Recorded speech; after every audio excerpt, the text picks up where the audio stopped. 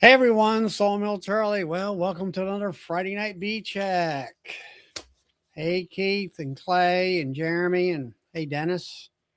And we've got Murray there from Waterroot down there, and I believe it's around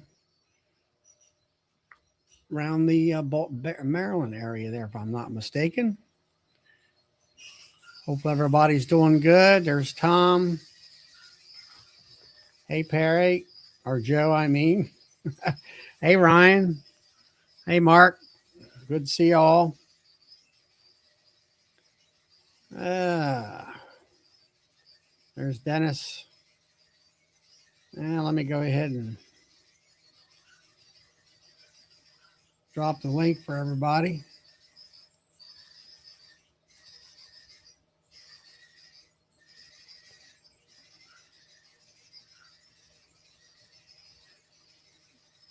And it's pinned. A Block Farm Apiary. I believe you're new. Good to see you. Good to meet you. We got Bill coming in. Yeah, let me see if I can find. Nope.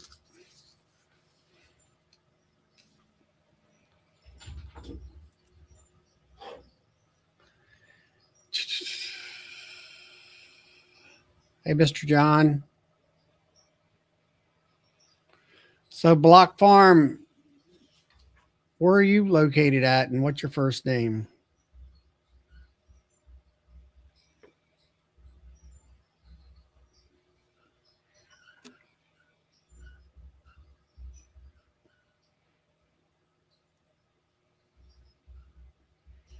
You good, Bill? Yeah. How about you? Good. I did hear. I didn't know whether you're connected or not. Yeah. Rick from Nebraska. Okay, Rick. Welcome.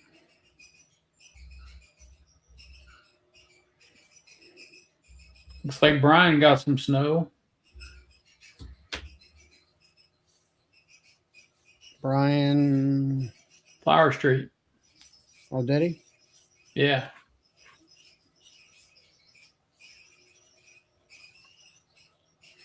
Yeah.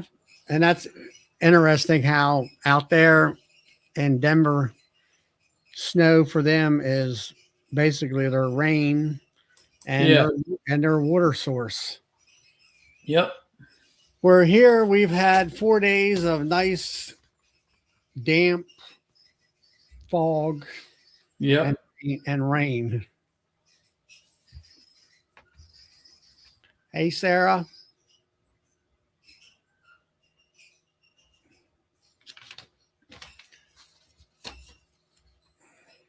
But yeah, yesterday it finally got a little bit more sunshine out, and it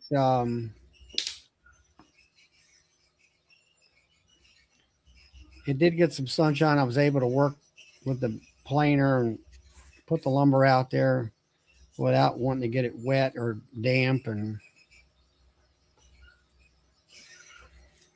then today we did plane some, but it wasn't. This afternoon wasn't as damp, I'll say.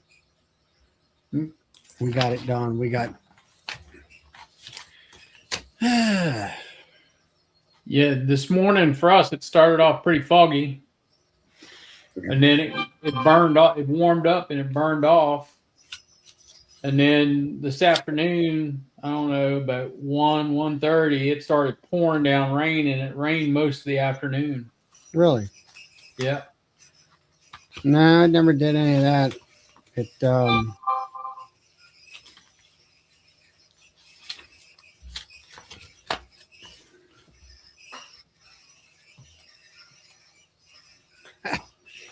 yeah, right, Clay. Too hot for your liking, huh? Hopefully you got in your bees. You getting your bees over the weekend? Yeah, we fed this past weekend. We were in bees Saturday, so they're all doing very well. Those What'd you nail put on? hives are nail hives are taking off like crazy. What did you put on for feed and patties or whatever? Bee bite and super fuel combos.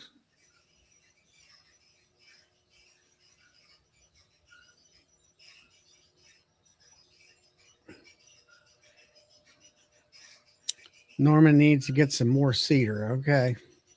I had a guy call me up for post today. I don't really carry that kind of stuff.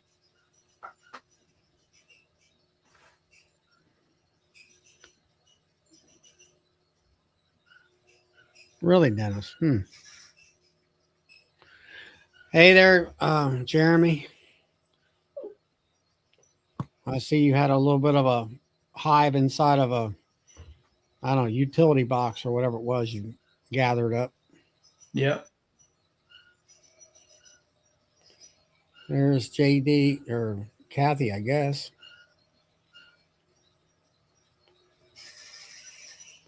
But yeah, I checked them again Saturday. I fed them earlier Wednesday, I think it was last week. Pollen Yep. patties and super fuel fondant from my strong microbials. Some fed up the last of my pollen patties from Navi that I had left from last year. Yeah. And let's see what else. Checked a couple of hives that I put Hive Alive fondant on. They were fine and all that. Everybody's looking good. The last video I put out, I had that one nuke on the end out there that's, yeah, she's there. The queen's there, but she sure ain't doing a whole lot for me. I'll tell you that much. I think that's definitely a requeen job for sure as soon as I can do it. And I don't know. I don't understand why she's so slow because she's got feed right on top of them. She's got bee bites in there, and she's got Matt's magic fondant on there, and everybody else seems to be up and running. And she's actually a June 25 queen as far as I can remember. You didn't mark her? I got them all marked here. Yeah, she's a 25 queen for sure. And I've got everything on the chart here. And so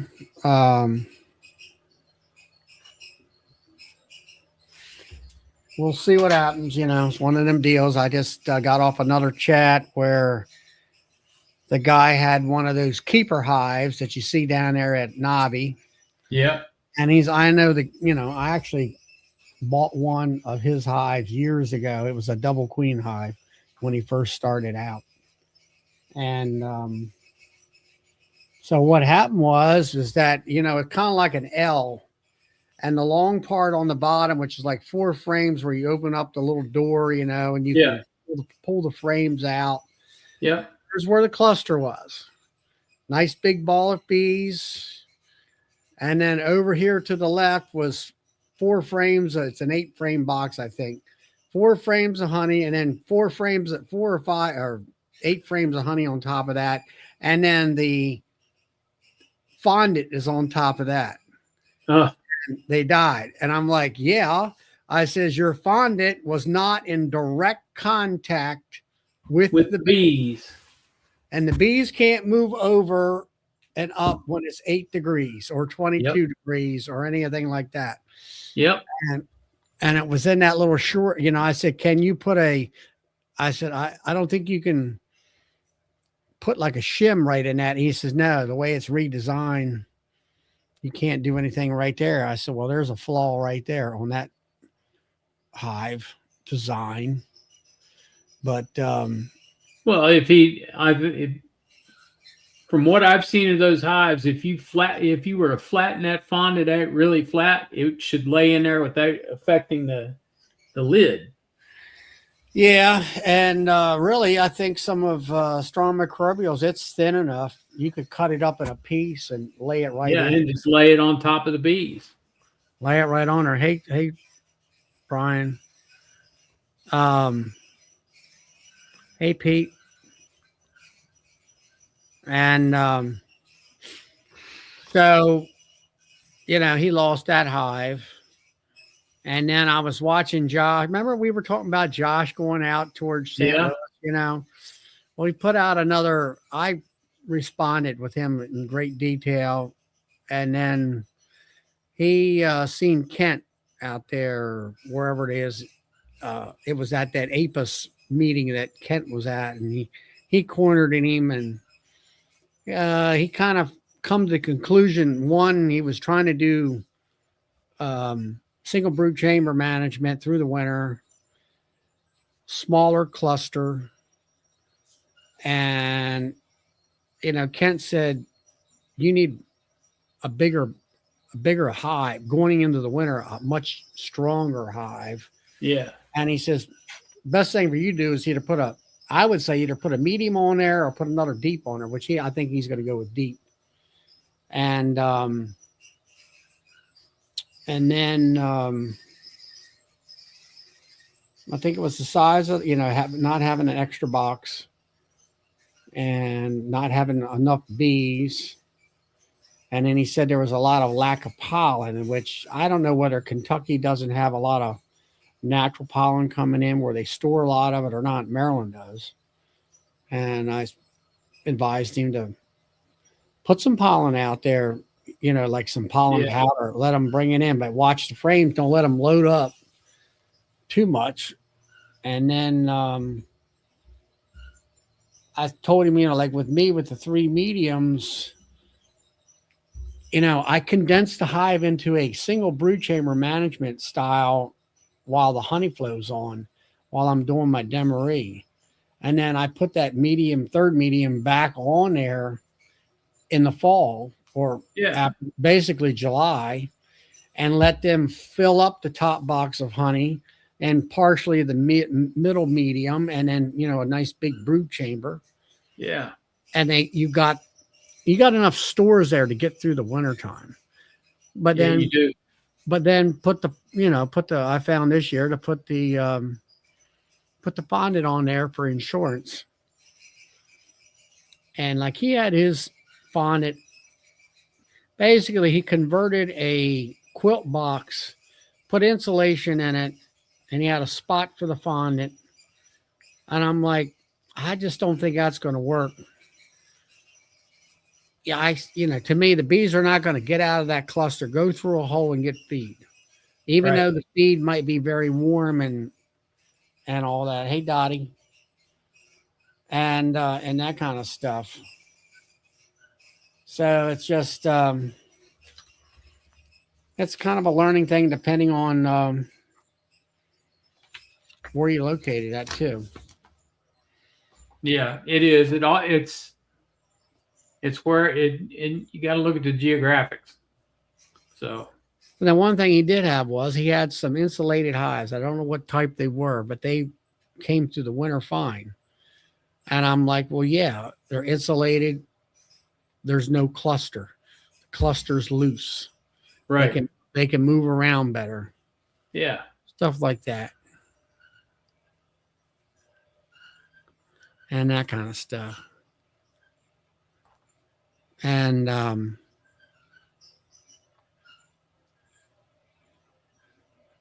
hey, John.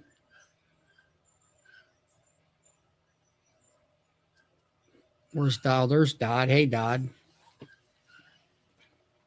So, Dottie, how's things up in Maine? Is it still snow up to your waist up there?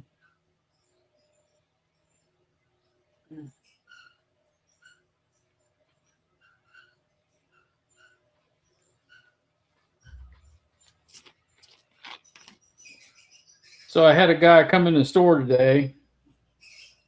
He was asking questions about the Demaree. Yeah. And I told him, I said, look, I know we've talked about it in the past about the way I do it. I said, but you need to start doing a rolling Demaree. I said, you'll cut down on your swarming and you'll end up making more bees in the end and more honey. So he said, well, you need to show me how to do it. I said, all right. So I'll show him how to do one. But he runs all mediums like you do. There's a stranger. Yeah. Hey guys, how's it going? Going good. How about you? Doing well, doing good. That's good.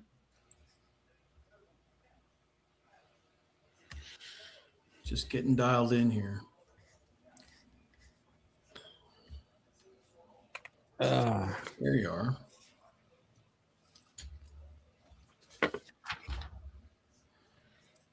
Yeah, Rick, Block Farms, Apiary. Yeah, they'll go after the fondant. I think, well, it kind of depends the weather conditions. If it's really super cold, they're going to hit that fondant and they can't move left or right because it's so cold that they'll finally get, when it gets warm where it's 50, 60 degrees, then they can get out there and chew on that honey in there. But it, you know, the fondant I think is, hey Matt, I think it's sweeter than the honey, and they're going to go after it first. So, Will, what's happening with you all? How's the bee thing? I know you've been putting pollen patties on. Yeah, I put a first round of pollen patties on everybody that made it through winter here 3 weeks ago now, and then got back in them then last Friday and put another round of food in them. So I was pretty happy with what was left alive. Looked, I thought looked real good. There was a lot of bees in them. So I think I had sent you a video, Charlie. Yeah, okay. A couple little videos when I was in them. I think that was the first or the second time, I think. But they were starting to build up. I'm seeing all kinds of red blooms on the maple trees around here. So maybe here in a week or so, they're going to start popping open. I feel pretty good because with putting food on them last Friday, they had plenty of food for the last week of rainy, crappy weather that we've had, Yeah. So felt good about that. I'm having dreams of doing Demarees here in April once we get there. So got some feedback on the California bees. This is way preliminary right now, but apparently the group I went out there with had about 6 tractor trailer loads of bees, and there were 200 of them that came back and landed back east here. It must have been Wednesday this past week. And unfortunately, I had 19 on there that either didn't make grade or were dead.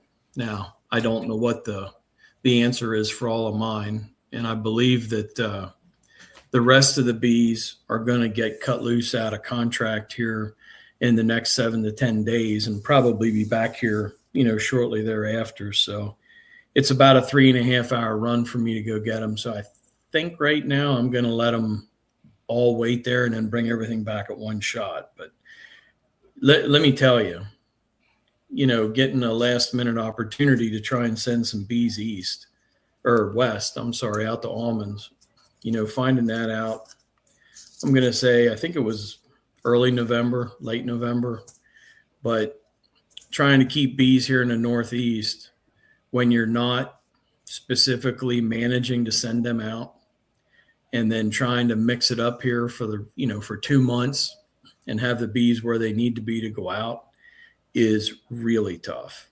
I mean, I'm going to change my whole management strategy, all summer to go. Normally I run with a candy board on all my colonies over winter with insulation on it. So I don't get real concerned about having them super heavy and trying to get them heavy and hammering them with pollen patty November, December, trying to keep them brooding up and keep the colonies instead of reducing back, to try and keep them building up and keep brooding and keep pushing them, into the first week of January to ship them out west.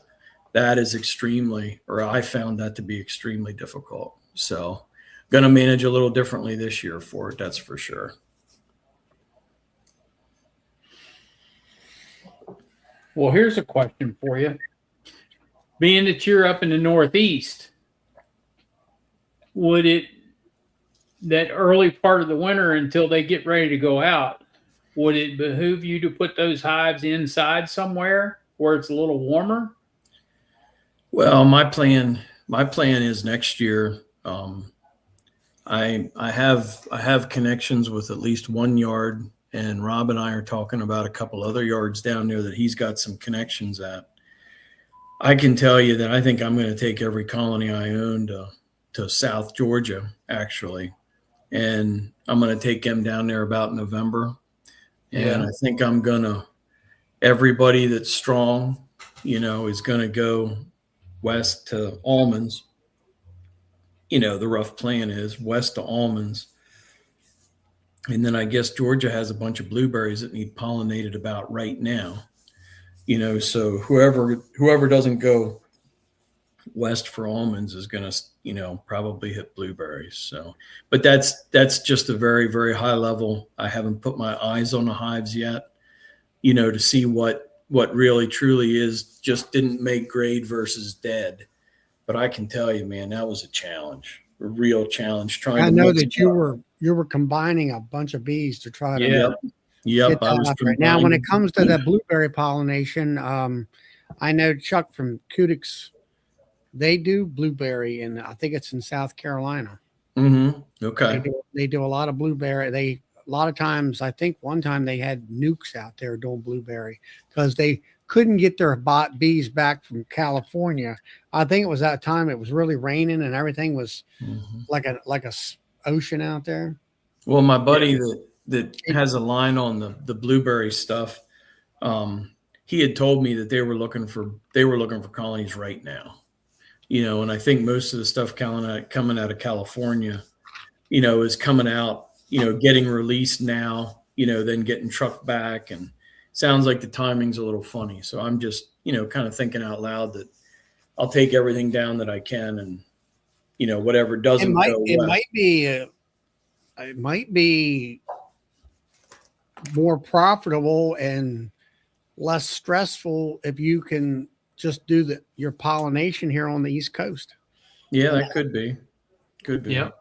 And like I say, this is a kind of a preliminary talk right now because I haven't put my eyes on what came back, and I haven't seen the stuff that did make grade, come back yet to see what kind of shape it's in, to see how I'm going to split that or how I'm going to, how I'm going to handle that. So if you take bees to Georgia and you're going to send them west, do you have to bring them back up here to catch the truck, or is the truck going to pick them up in Georgia? Sounds like I don't have to. Sounds like I can catch a truck coming out of Georgia, or that's what I'm going to try and do, because trucking them from Georgia 12 hours back up here to then jump on another truck to go west. Yeah. Sounds pretty counterproductive, and it'll screw them up temperature wise, I think. Yeah. Well, I would say you would need to talk to Bruce, because he got his connection guy down there that's in Alabama that transports. He connected with somebody down there to transport out to California. Yeah, I'm definitely not looking at bringing them back to Pennsylvania and then turning around and trucking them, west from there. I'm in who DC was asking. I'm just south of Harrisburg, between Harrisburg and York in Pennsylvania.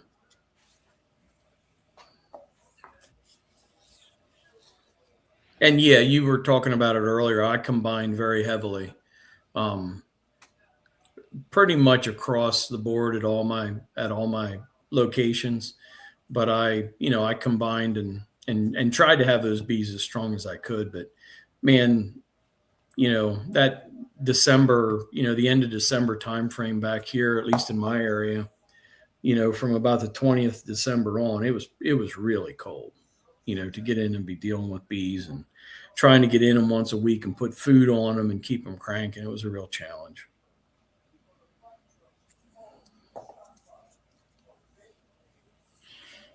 Yeah, I mean, I do know there's bees here in Maryland. There's one guy that sends stuff out there. I don't know how, I guess like you say, it's one of them things that's a learning curve, knowing if you know that you're going out there, you're going to start prepping early on to build up to that point. Yeah, quite frankly, I'm going to prep, I'm going to start prepping here directly. I'm going to start the year off with my bees in a different, my bees that are going to end up traveling west are going to get, pretty much treated different from jump this year. Mm-hmm. All that. Let the adventure continue. It's been a little painful. We'll see how this ELAP thing works out. There you go. So that's the update for right now with where I'm at. Yeah.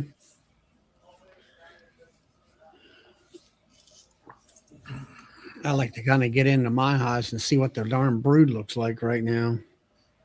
When I was in them, everybody is. They're biting at the bullet.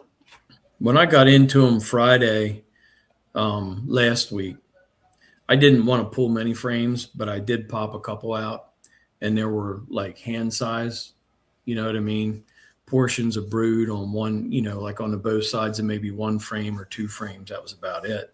But like I say, I was pretty happy with what I saw in the bees that were left here in Pennsylvania. There was a couple that were small out there yet. Now I had a bunch of loss. Don't get me wrong. I was probably, between 25 and 30% loss, which I didn't get in, and I didn't do the OA vaping as much or as off, as much or as late or about the right time as I wanted to. But it's all balancing beekeeping and work and life. You know what I mean? Yeah.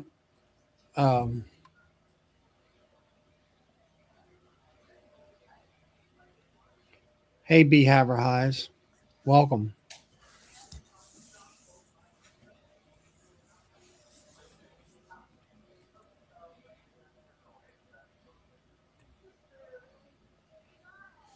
Yeah. And like you were saying earlier on, you weren't planning on doing this. Yeah, I wasn't planning on doing this. I wasn't planning on sending any bees west for 2 more years. And then, like I say, with being a buddy of mine, the opportunity kind of came up last minute. So we took a swing for the fence. Yeah. Dennis is down there in Alabama. He's splitting and making queens and everything else. Yeah, you're months ahead of us. Yep. And that's the thing. It's like there's a guy, I can't remember what the company was. They were around Hagerstown, Maryland. They were bee breeders and trying to do it here in Maryland. And they wound up moving to Georgia. And that's where they're at today as bee breeders. One month of winter is a big difference from about 4. You know what I mean? Well, like Brad from Cajun Homestead down there in Louisiana, their winter is 2 days. Yep. And that ain't no real joke. I mean, it's basically about that. Well, and watching Mike and Joey and those guys talk, they don't get very much winter at all. And, it makes a big difference. Well, you take Bruce's bees down there. He's out there with 100 and some hives. They're just packed out and everything else. The problem he's got is hive beetles. But when it comes to making bees and trying to keep up with all that stuff, like I say, they don't have any winter. Yeah. And they slow down in the winter months per se. as far as beekeeping jobs to a certain extent, but they Yeah, don't know. DC, I didn't send anything out there that I couldn't afford to lose. So that was exactly if I got anything back, if I got anything back and was able to make anything out of it. And like Ryan says, their queens work overtime. Yeah. I mean, um, Brad at Cajun Homestead, he requeens twice a year. Yeah. He sells the queen that overwintered into a nuke, requeens for the honey flow. After the honey flow, he requeens again. And then that queen is sold the next spring. Yep. And all that. So just like I'm saying about myself, I want to requeen every year the way I'm working my bees and all that. Hey, Bob. And yeah, I'm still giving consideration to pulling every queen out that I have that overwintered and selling them in a nuke, but we'll have to see. well, I don't know They're whether going to get pulled out and put in a nuke. It's just a matter of whether I'm going to sell it or not, I think. Yeah. I don't know.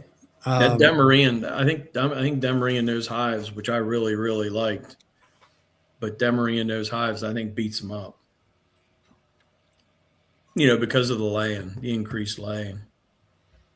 It does. It wears them out as far as I'm concerned. Yep.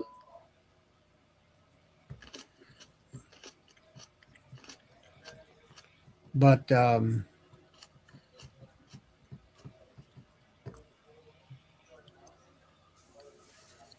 yeah, Dennis, he started splitting by February the 5th. But he's down, like say Alabama. Mm-hmm. It's about 8 weeks ahead of us. Bill, what are you looking like down there? Did I hear you that your maples are starting to bloom down there? Yep. Are they? They are. And JT sent me a picture of them today. The cherry trees there at the store, they've got blooms laying close to the limbs, and forsythia bushes have got buds laying on them. It was interesting from where I'm located. I'm basically turnpike level of Pennsylvania, where 83 runs north and south through Harrisburg and York. And Deb and I took a ride out. We went out actually went up and went across 80 and went out to a small town out there. I don't know, like Cook County or like Cook Forest area. And, the buds were just on the limbs, last weekend when I left. Yep. And no matter where I went in Pennsylvania, I drove and you could see the red buds, you know what I mean? But they weren't opening to bloom yet. And Right. I thought it was something that whole trip, up through State College, out 80, and then back through Lock Haven, back down to York County. It seemed like all the maple buds were in a very similar stage. I wasn't sure if I would see, maybe less buds or less growth on the buds, the further north that I got. But for Pennsylvania, it seemed like it was all about the same place, bud wise at least. So, yeah.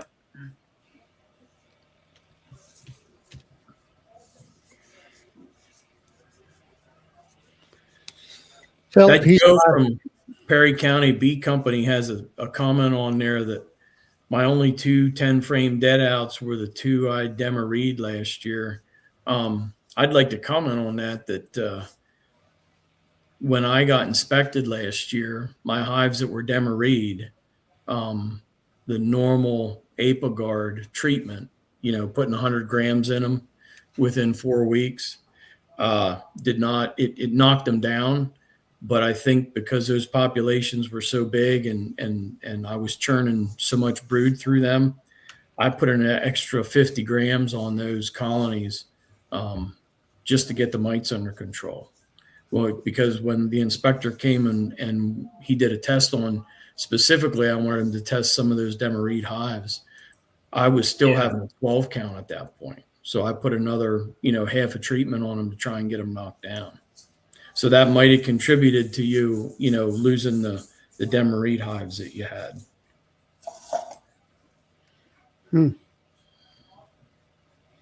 Charlie, you treat so hard, there ain't none of them getting past you, buddy. between Apogard and then around a Formic and then vaporizing OA, they ain't getting past you, bud. Nope, they're not. Well, maybe that's saying something that's what we got to be doing. Oh, It might be. I'm not saying that from being critical. I think you're on top. No, I mean, you got a good strategy. I have a program that I've had to tweak it. I used to do Apivor. Now I'm doing Apogard. Yeah. And I did it this past year. And this year I'm going to rework that Apogard a little bit. I'm going to do 25 grams instead of the 30. I was always trying to compress it. But because of the heat, it's very difficult to do that with the high amounts. And I'm going to just do 25 grams. I'm going to feed them at the same time. Yep. Keep that queen up and running, hopefully. Put the Apogard pad, I'll say, towards the back of the hive. And feed us some 1-to-1 sugar water. Keep her stimulated to keep on land. So hopefully when I get ready to dump 2-to-1 into them in the fall, that they will have normal amounts of brood in there that I feel that's good. That was my problem this year. The Apogard stayed on too long and brood was lacking when I needed it going through the winter time. So this year, I mean, right now, in the last month and a half or so, I've been, hitting the fondant on there, which has helped because of the true cold. And then also, I don't think didn't have the volume of bees going into the winter. Yeah. I if there's one thing I reflect on from last year. Right there's your comeback on that. And I think. Yeah.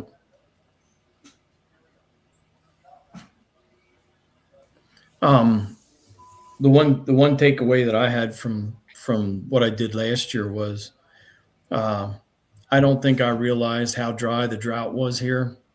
And I think I had 1 yard in particular that was drier than my regular locations. And I'm gonna put bucket on. I'm gonna put sugar syrup on bucket wise as soon as I pull them supers off, this year. I think I had a lot of hives that didn't have enough food and were in a dearth, and I didn't get on it as quick as I should have with the buckets of sugar syrup. Yeah, the dearth is for us in our area is July and August. Yeah. Well, I think one thing I did do in 1 year was I overfed, like I was getting them ready for winter, and that created a honey. They were plugged out. They were plugged out, and they You didn't have anywhere to lay. Yeah, and they swarmed. Yep. So you're going to have to, and then here this weekend is, it's going to be 70 degrees starting, I think, like Monday for like 3 or 4 days. And I'm going to hit them with some, I normally, in the fall, I use top hive feeders because you're pouring it to them to manipulate the bees to pack it away. And now I want to use quart jars, and I want to regulate the amount going in to where not so much they can store some of it, but I want them to utilize it in the brood ring and, get nice. You want to see that larvae nice and juicy in there because it's got plenty of nectar, i.e., 1-to-1 sugar water. And I want to do that, mix up some jars of that, put that on there, put at least maybe a gallon of it on each hive, and that'll kind of keep them going. And see how that works for me. I normally don't feed in the springtime, but because of what I didn't do in the fall, I feel like they need, that boost. And maybe it's, I know people have done it for years of, spring feeding right before the flow to help boost that queen to jump in there and lay more. So maybe that's one of the strategies that I need to apply in the future if it all works out for me. Well, I know one of the things I want to watch is as soon as a bloom does pop here on at least the maples, and depending on what temperatures and things look like, I want to get in there and pull off any pollen patties that I have in there, because I don't want to start a hive beetle problem. So I think I'm going to give it, I'll give it another week here. I've been going in them about every 2 weeks and go in and, if those pollen blooms are popped open like I hope they're going to be, I'm going to pull the pollen patties out at that point to try and stay away from the mite or the hive beetle issue. Because I know they'll stop taking, it seems like my bees stop taking it as soon as those maples pop. You know what I mean? Once the blooms are on. And yeah, Dean talked about they had a dearth out there in the fall for the last 2 years in a row. You're just going to have to feed pollen patties is the best. Either, well, in the fall, if you're wanting to put pollen within the frames, feed them some pollen powder out there where the bees can go out and gather it and put it in. The only problem I've found with that is if you overfeed them with that pollen like that, they'll pack it all in those frames. And it's like, here I got a frame full of pollen sub, and they don't really use all of it like they would do sugar water.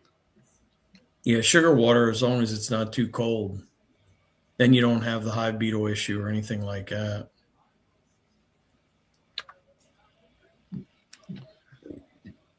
What time did you, or what time of year did you Demaree last year, Charlie? That was the beginning of April, wasn't it? Yeah. Man, I think I did it a week or so later. April, May, and June is my honey season. Yeah. I am not going to get much of a flow in April, but I start then. Yep. It's like people just putting on honey boxes. Well, a Demaree, I want them down in two mediums or one deep box, queen excluder, a honey super, and then I put that third medium back up on top. And it kind of, you have to evaluate the brood chamber. Hopefully she's jam packed full of cap brood at that time. And you can pull that brood out, shake the bees off, put in empty comb for her to continue to lay, and put that brood upstairs. Yep. And that worked great last year. Is just like you said, the biggest way to fail doing that is to do it too early and have them not be able to keep everything warm. Yeah, and some people say put 2 honey boxes on. I put 1 on. At that time, the flow's not really coming in that much. If she lays that brood box up hard and heavy, like I want her to where they can't put any nectar in the bottom because there's eggs in every hole, then they have to have that super upstairs. And then that brood that's up on the next box, it's a bee magnet. It brings those bees up through that honey super and covers those bees up there. Yep. And it works. It's a lot of work per se to it, but it's like everything else. If you want a high yield, you have to work at it. Now I know some people talk about using Bob Benny's method, and I'm not real sure exactly how that works. I have not seen any demonstration of that. So I a lot of stuff that, well, in comparison, with Demaree and those hives, a lot of times Bob will talk about leaving the queen in 2 frames down in the bottom with open comb, and then putting all the other assets up, above a queen excluder. And that's how he'll make a bunch of his splits. Then he can come back, a day or so later and pull anything out of that he wants, you know what I mean? And the queen's going to refill that bottom. Well, she'll do that. But my question to that is I know that it's about the bee power. If she will only lay as much as the other worker bees can cover up and keep it hot for incubation purposes. Yeah, but he's lower than us. You know what I mean? He's warmer than us, and I think he's doing that. He's doing that when he's starting to crank out all his, all his nuke colonies and stuff like that. I don't know if he has a low temperature issue like we have to watch as bad. Well, I mean, you can pull, the idea of the Demaree is you're pulling the brood out and replacing it with empty frames. So what are you doing when you're pulling a nuke out? You're pulling the brood out, either taking the queen with you or putting a new queen in that box and putting empty frames in. So you did the same thing, but the thing is you made a vertical split or a horizontal split, right? Instead of a vertical split. I really liked it because I really liked how it worked because it gave you the bee power you were talking about, to make honey. But then also that was a pretty handy thing to have in my apiaries, because I know this isn't necessarily the idea of it, but that top's kind of like a resource hive for me. You know what I mean? If I need to pull a frame out of there, to boost something or to do something, I like having some hives in that yard, and I can just go hit that. You can let them go. You can put a frame of eggs up there and they'll make queen cells for you if you need queens. Because I rolled, everything that I had in a Demaree, I rolled brood up into that top, probably 4 and 5 times. So, I mean, it was a big colony and it was great to be able to tap those resources. Yeah. If I were smarter, I'd probably put it back together then, push them down to one brood box, but we'll see. Yeah, Joe in Perry County. Yeah, that's exactly what I'm going to do. I'm going to re-queen after the flow. I'm going to hopefully have queens in the wings waiting.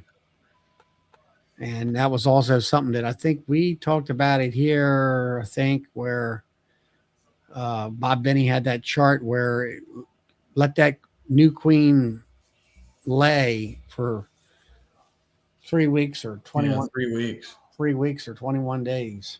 Yeah. And by that time she's calmed down and she's confident in herself, I guess you would say, and she's much more acceptable by a new hive or whatever.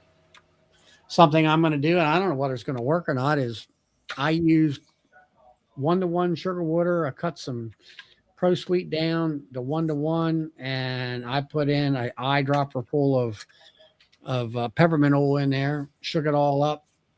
I combined all those worker bees into that one hive that had that new queen, sprayed everything down with peppermint oil with sugar water, and didn't have any issues about, killing a queen or anything like that. They all smelled the same. They all got done licking each other, and they were all happy with everybody. And I'm thinking about maybe experimenting on that, and we're taking a virgin, spray the hive down. Maybe it'll be a nuke, most likely a nuke. Spray that nuke down with peppermint oil along with the queen in the cage, or maybe just walk her in and see whether or not that she can go out and get mated and come back, and she maybe will do fine. I had one yard that I pushed down, that I did a lot of combining in pretty hard. And now what I was left with, I didn't lose any colonies over winter out of that yard.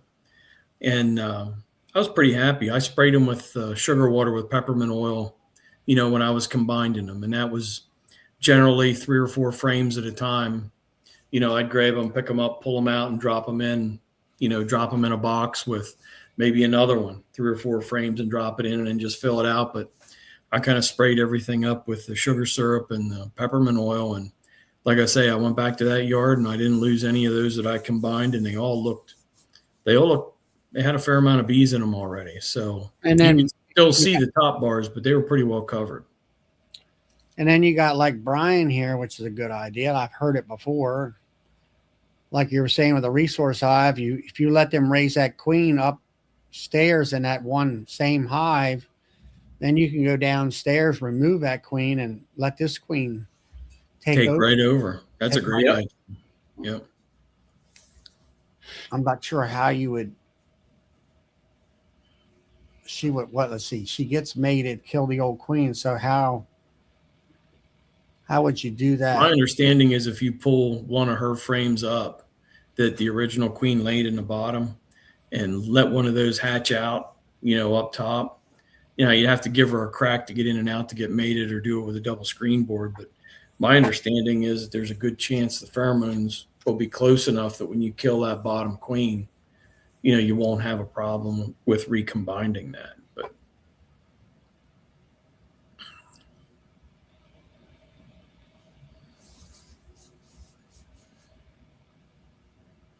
I don't think the pheromones are strong enough to do that, though, Will. aren't they? Because that double screen board, you're looking at 1.5 to 2 inches. Mm-hmm. And I think that's too much room.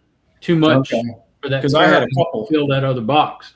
I had a couple of the Demaree, and I ended up with a queen in the top, and I just pulled the queen excluders out and put them back together, and they still had a queen. I'm hoping that the younger queen won. You know what I mean? I haven't played enough with a double screen board yet.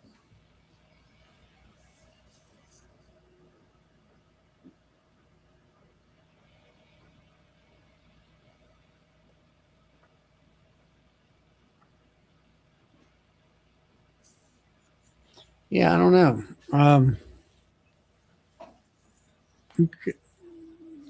I'd have to see how that all. I mean, I understand the double screen board about the heat and having her lay upstairs and all that stuff, but if you bring the brood out of that original hive and put it upstairs on a double screen board with a fresh queen in there. I thought you were talking about letting them raise one of those queens from down below. Well, it'd be the same thing. Same thing. I got a Demaree. I got a, what do you call it? A Snell Grove board where I can open up a door in the back or on the side and let her go out the back and do it that way. But my question is, when you take the other queen out of the bottom and you just put her and those 5 frames down in there, is there enough of her bees around her to protect her from the rest of the hive, or do you need to spray everybody with? Are you talking about pulling her out in a split? Well, you could call it a split, yeah.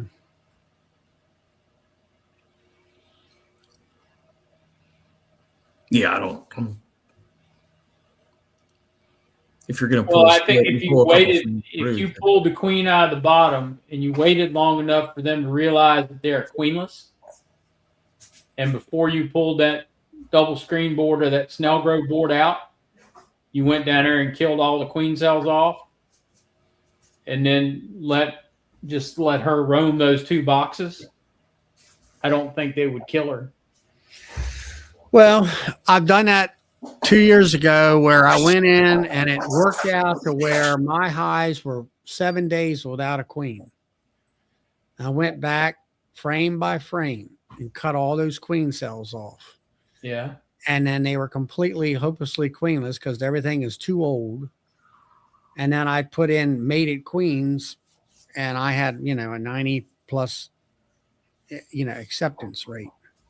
Yeah. And I'm thinking, like, if you take that old queen out, well, like you say, well, let's see, if you could take the old queen out and maybe you have like 5 frames upstairs. You could take those 5 frames with her on it and drop it right in the center of the brood box downstairs. Yeah, they'll think it's their queen. And they have all her bees are there with her, and then Yep. you got the bees on the outside, I think it would work, wouldn't it? I don't see why it wouldn't. There's Mr. Phil driving. There's Mr. Phil. Turn on the light here so you can see my pretty face. Don't- No, don't. It might break the screen. So yeah, you guys have got me pulling me in on this talk because you're like nibbling around exactly what my plan is going to be, like in the next 2 to 3 weeks. Now, let me ask you this: wouldn't it make more sense to get your queen in the top and reverse her entrance? You have created an artificial swarm because she's going to be up there with all the nurse bees and feel like she's swarmed because all the old bees going to be gone, are going to come back to the front bottom. So you create an artificial swarm with her, and because they're stronger below, they've created that they're going to make a better new queen. Correct? Or am I thinking about that correctly? Everybody keeps talking about leaving her in the bottom, but to me, it makes more sense to bring her to the top and reverse the entrance. Yeah, you can do that. Regardless of however you do it, you're moving the entrance. You're putting that entrance 180 degrees away from the main entrance of the hive. Exactly, but now I tried that thing that Gus Mitchell talked about, the flyback swarm, where you basically take all the brood out and you leave the brood you take all the brood out and you leave the queen behind, but the cells that were made by those young nurse bees, and I guess because the population dropped, those were awful cells. But every time I moved the queen out and left the resources in the original hive, they make great cells. Like you say, you could take the original queen, let's say in the middle of June, pull her out, put her upstairs in a double springboard, right. Open up a back entrance so the other bees can go back downstairs. They're queenless downstairs, so they're going to make emergency cells, right, and let them requeen themselves. Yes, and my intention is to let them make a new queen. On hives that I really like the genetics of, I might even go back in 7 days and harvest a few queen cells out of that water. But anyway, the theory is that after that new, You lost you.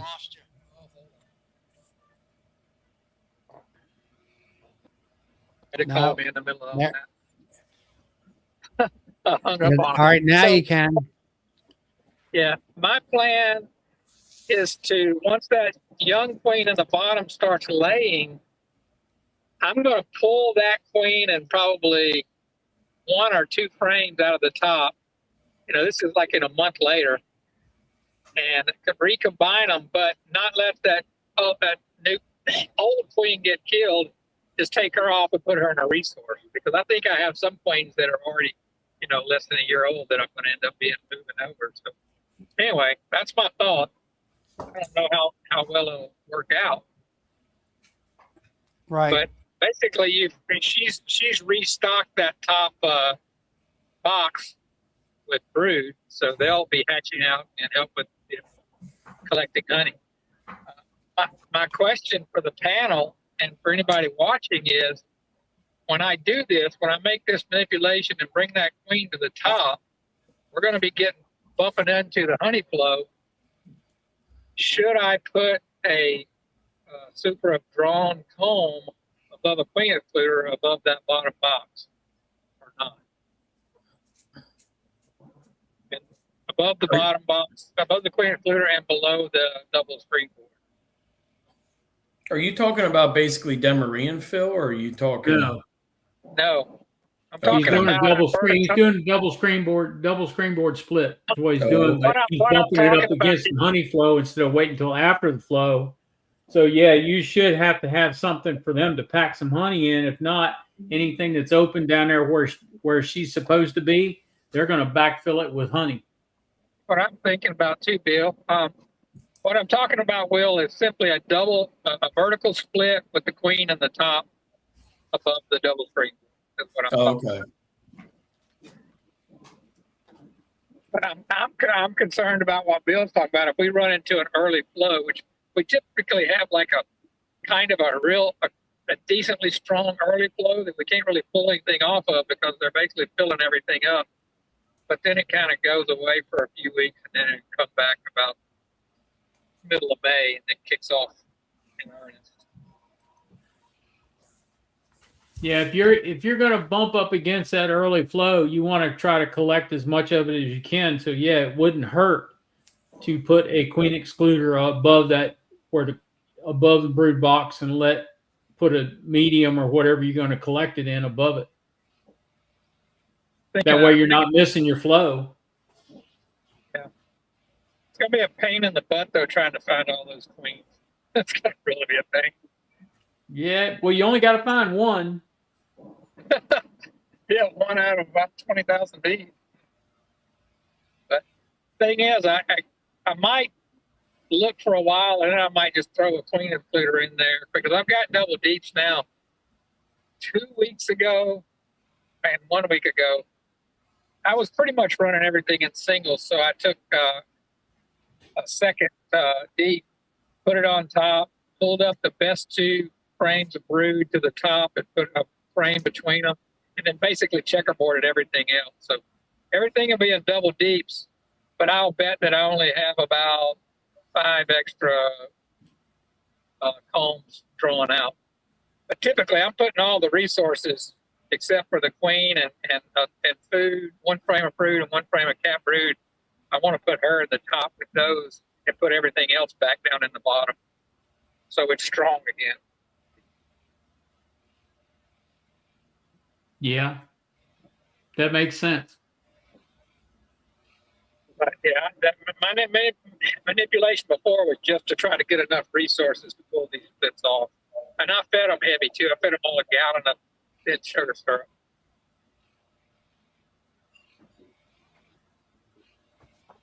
Yeah, you could do that as long now. You don't want to put that sugar syrup on top of the hive that you want to get them to collect nectar and pack it. That's right.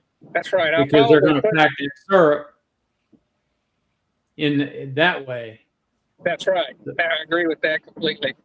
Yeah. If I don't have enough food to keep both top and bottom going, I'll probably put food over the top, just like I have it now in a feeder shell. Give her, and I'll probably, if she's down to 2 frames, I'll probably just put like a quart above her.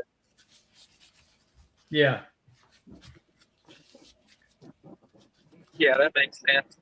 Yeah, it does. That makes more sense than. We'll see. I mean, this is what we do. We try things. If I can't find her, I think I'm just going to throw in a queen excluder between the 2 boxes and come back in 5 to 7 days, and that'll make it easier to find her. Kind of do the same thing all over again.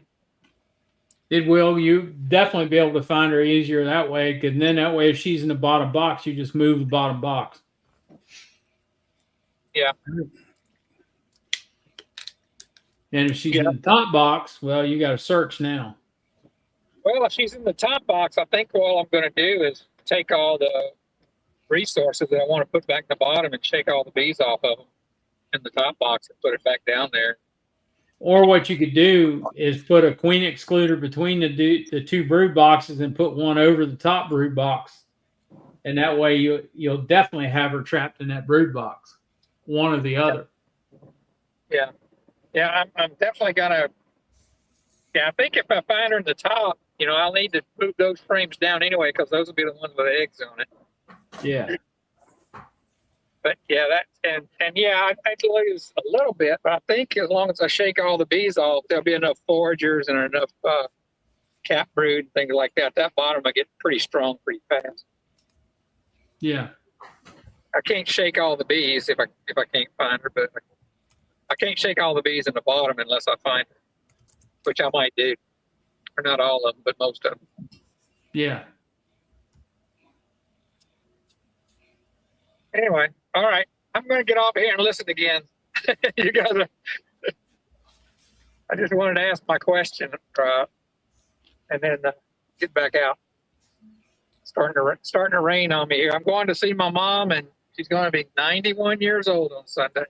Oh, very Well, cool. Tell her we all said happy birthday. Yeah. Certainly will. All right. Y'all have a good evening. I'll just keep listening. Yep. Have a safe trip, Phil. All right, Yeah, thanks. be careful.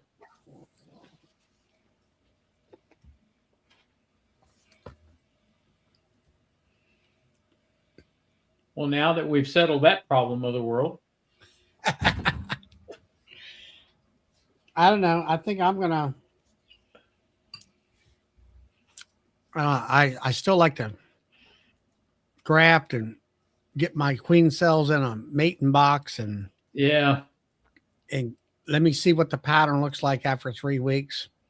yep. And then I think Well, I think I'm kind of leaning towards take the old queen out, wait 6 days, cut any old cells out.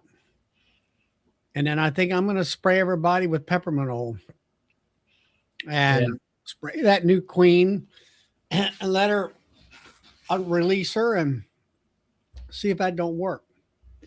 Yeah, I've got to rethink some things for this year. So, And I'm going to try one hive or two with a virgin, spray everybody down along with the virgin get sprayed down, see if everybody smells the same and see if she doesn't get accepted, you know.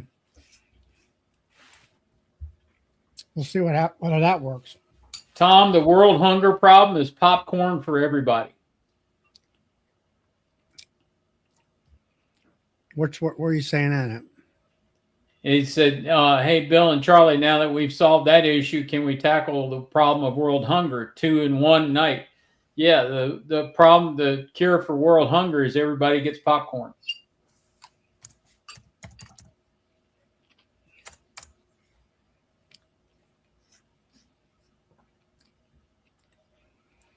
Yeah, Norman, I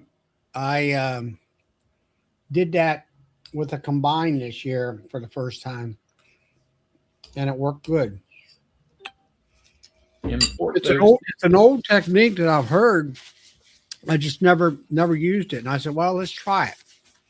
I happen to have the peppermint oil in my cabinet from the Essence of Oils days and beekeeping. Yeah.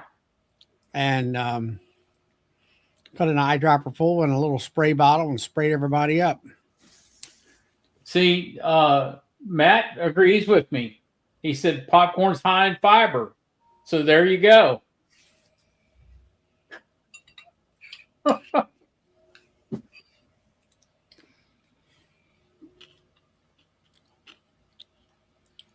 What is it, you guys? That is why we call him the legend. Yeah. The man, the myth, the legend. Yep.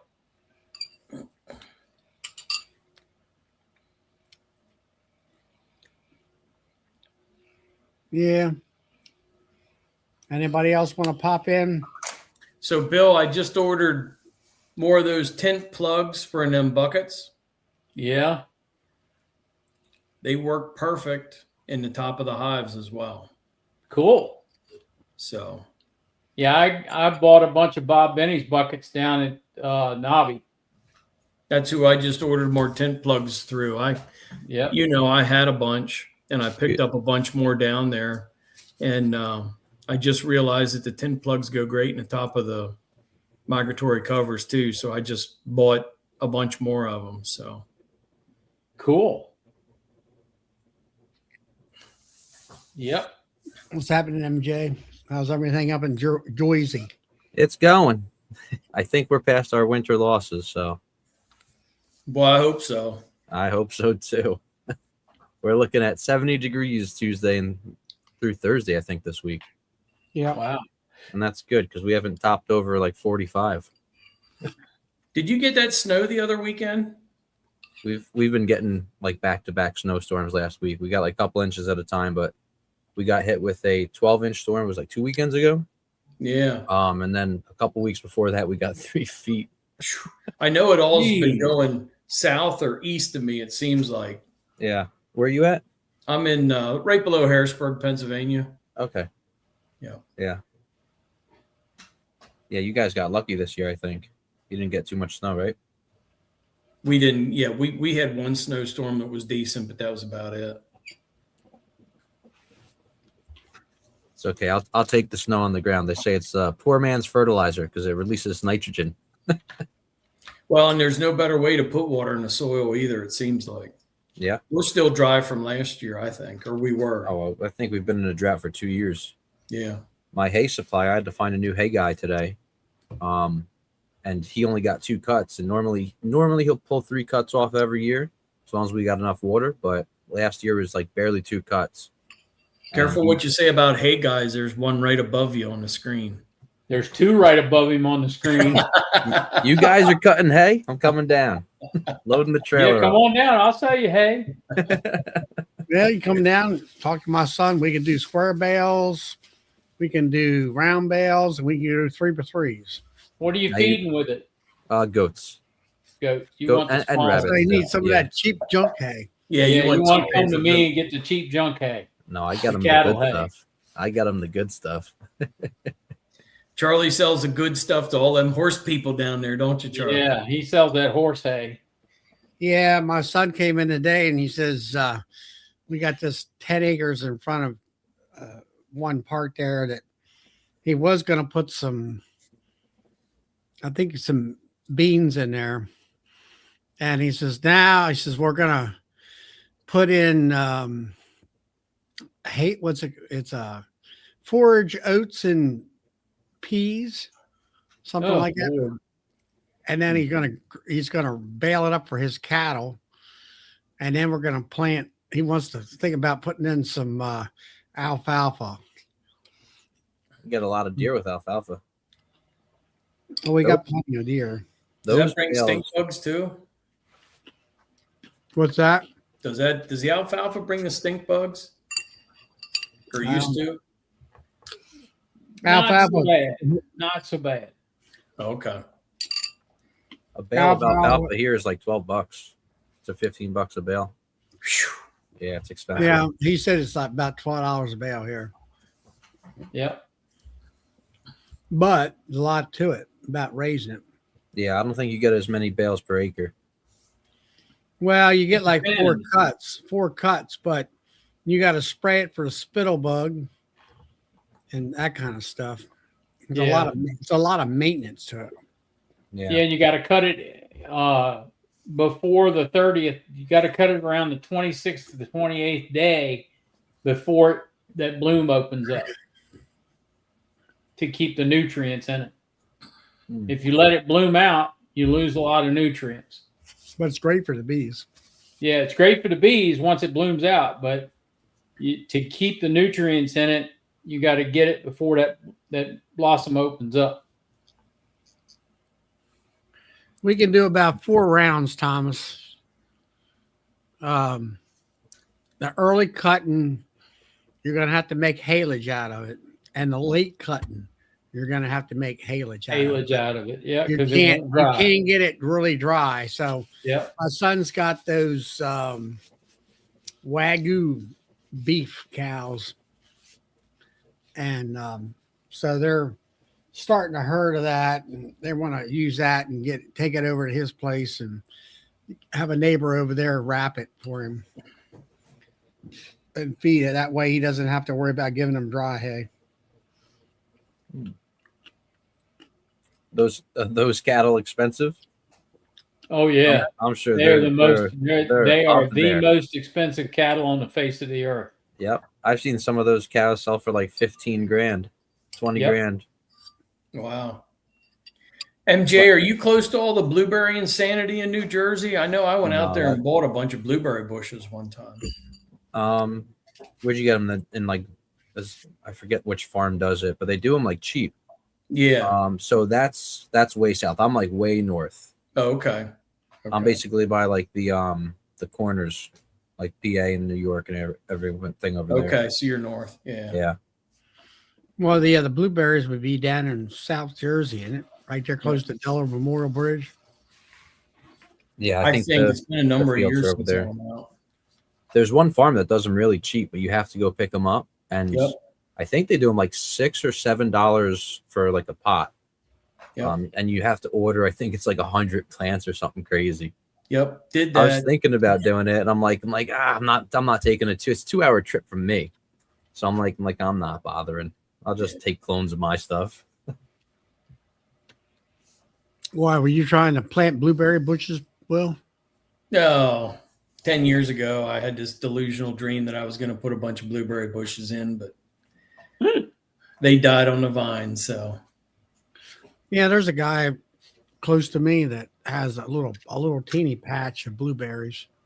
He does. I think he does well. yeah.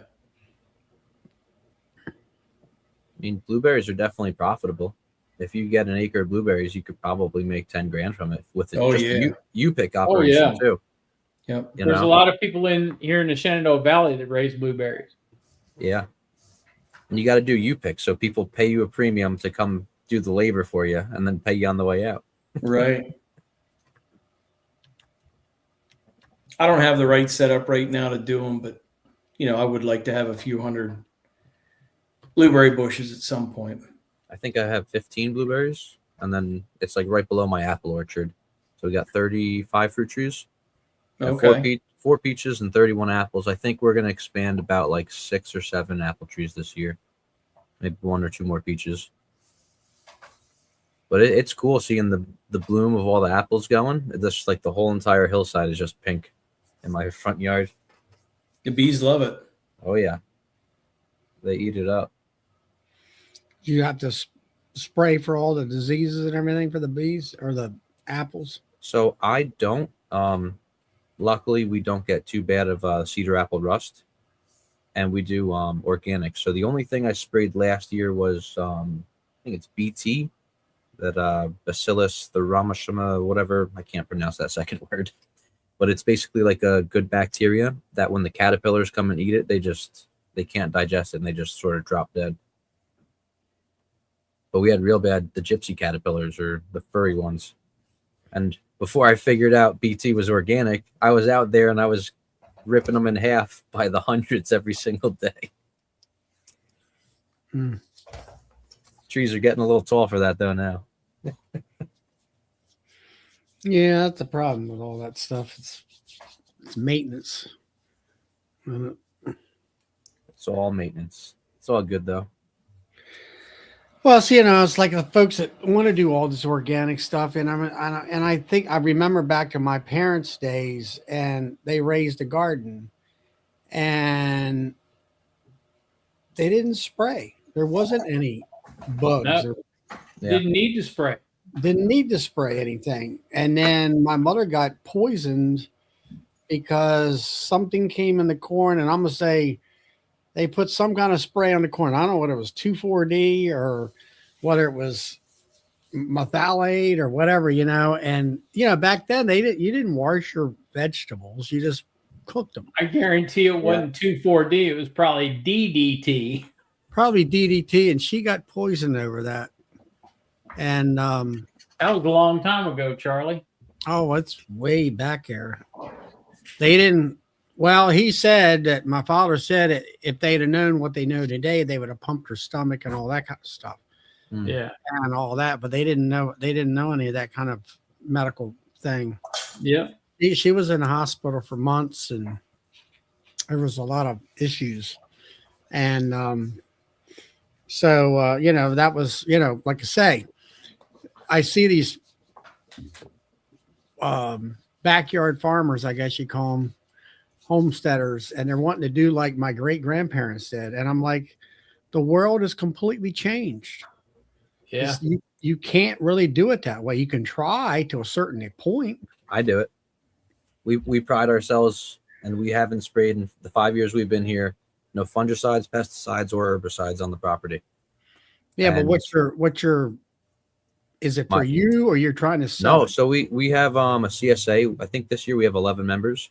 So it's 10 weeks of pickups for $12 a week, and we do like tomatoes, cukes, zooks, peppers. We do eggplants, potatoes, garlic, basil and parsley, oregano, thyme, like all different herbs and stuff. And it's good organic CSA. We do use some fertilizers, but it's so hard finding fertilizers that are organic and OMRI listed. We build living soils, so we try to keep all the nasty chemicals out of there. And So honestly, you co-plant? yeah, we do like a lot of like garlic, just like all over the place in the beginning of the year. We have our garlic patch right now that harvests in July or June, depending on when they're ready. And then we'll plant random garlic throughout. We plant nasturtiums throughout, marigolds throughout. So we have like a bunch of those pest deterrent plants. And I think this year I'm going to try the woo-woo copper rods. They say that. So they say the copper will attract like atmospheric energy and like put it into the soil. And then plants being electrical beings, they absorb You mean lightning rods? Yeah. And they say that, I don't know, it's woo-woo stuff. It's crunchy stuff. Yeah, it's lightning rod. You're putting lightning rods in the ground. Yep. But they say it helps to like deter pests as well, because the certain bugs don't like that electrical charge. I don't know. I'll see if it works. I'll see if I get hit by a bolt of lightning. Yeah, the first electric storm you have, they won't like that charge, especially when it cracks for the lightning rods. I don't know. It's like I was looking at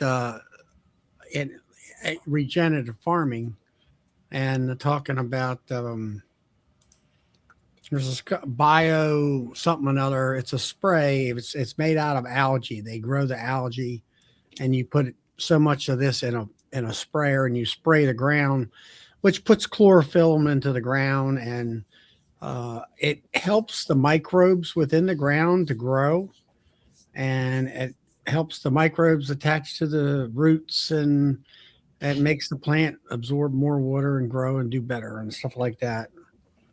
And sounds interesting anyway. Kind of like the bee bites. You got algae involved in there, and then there's other cattle feed that has that same product in it and stuff. Whether it all works, I'm not sure. Depending on what you're using it for. Yeah. Flower Street goes, MJ's gonna open the interdimensional portal with the copper rods and let a bunch more of the drones into Jersey.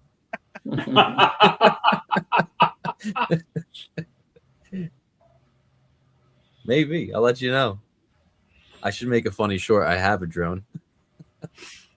Well, what was it? You guys were flying. There were drones or something up there. The news media was talking about. I don't know. People were going crazy. It's like people never looked up in the night sky before, and they don't know what planes look like, especially at night.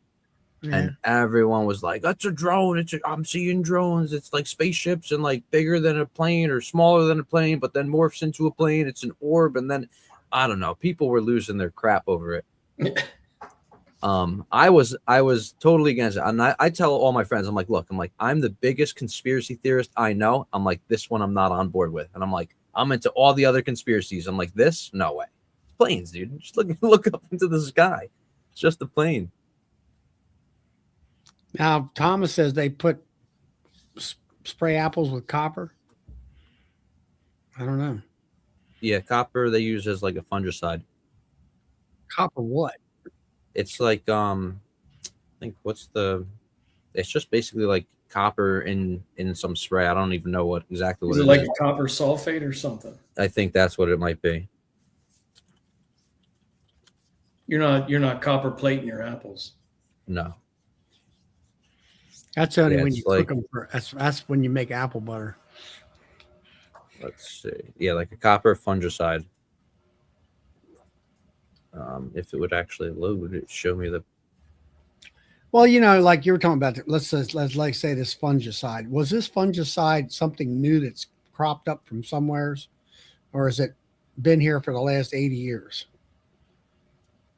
I mean, you don't hear, you didn't. Well, we don't know. I mean, I haven't read anywhere where, let's say, my great grandparents had these problems. Fungicide is new. It's something that's come out within the past 10 years that they started finding fungus on corn and on soybeans, and then they created a fungicide for it. So it's come out in the last 10 years. But no, like here, right above my house here, my father would always say, well, I was up in the orchard, you know.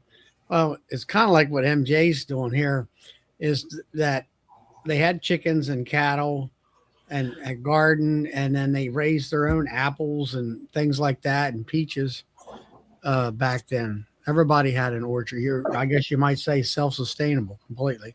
Yep. Except Victory Gardens. No, this is before the war. Okay.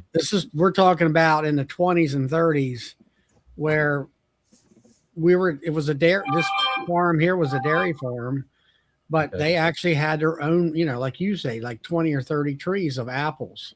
They had an apple orchard and everything, and they grew a lot of fruits and stuff along with, you know, the hay and stuff for the cattle. And the only thing they really bought would be sugar. Yeah. That my grandparents on my mother's side, I can remember them having beehives. They had a couple of them. Cool. And my brother actually suited up in a canvas suit and got stung and robbed the bees for my grandmother. You know, she was up in years at the time. But here I am later on down in life, and I'm doing what they did. That's awesome.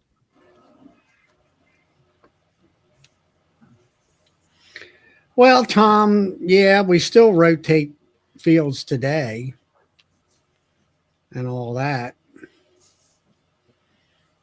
You know, you're always rotating crops. You can't just keep going corn. It sucks everything out of the ground.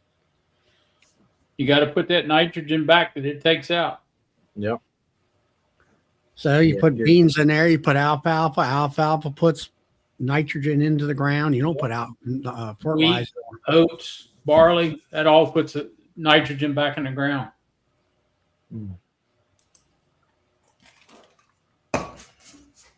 So if you do corn and then you come back and you do soybean, that fall you put winter wheat in, and that spring you put the oats in, then you do corn again. What I found was I was down at Washington. What's that? Washington, George Washington's house. What was that? Mount Vernon. And he had a farm there, and I had a plaque there, and I read the plaque, and he was writing to the agronomist in England, and he was talking about planting tobacco, which tobacco sucks the life right out of the ground. Yeah, it does. And it said that and of course they didn't have fertilizer, and the agronomist said you had to plant, like you said, like clover, which is a legume, which will put nitrogen into the ground. Yep. And there was a rotation of 7 years. Every 7 years you could put a crop of tobacco in there and all. And I found that quite interesting. All the way back then, they knew about all that kind of stuff. Yep. What I think is crazy is to grow tobacco is only legal in a certain select states. We look up which states it's legal in.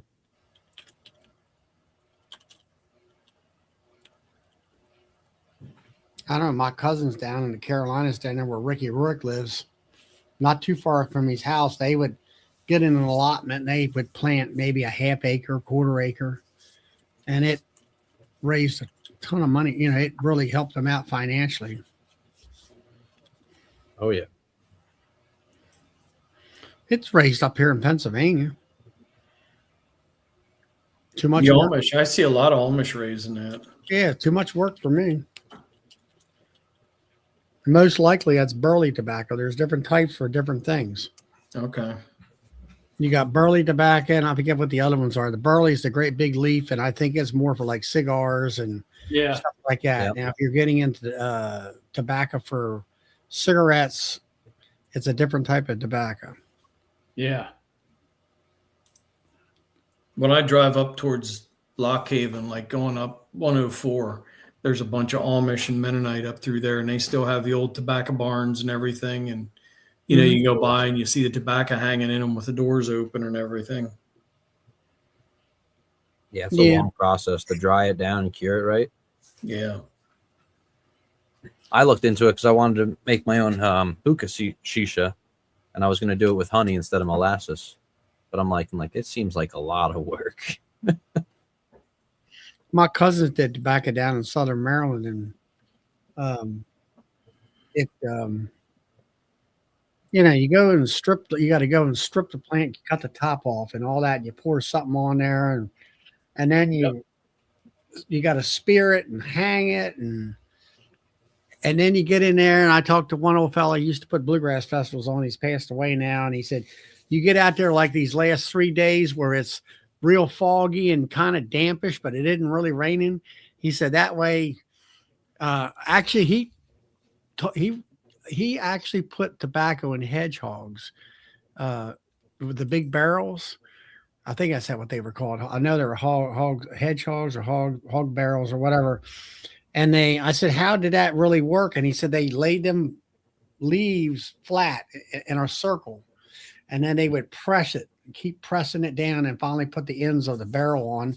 And then they would ship. That's how they shipped it back there. And even in his early days.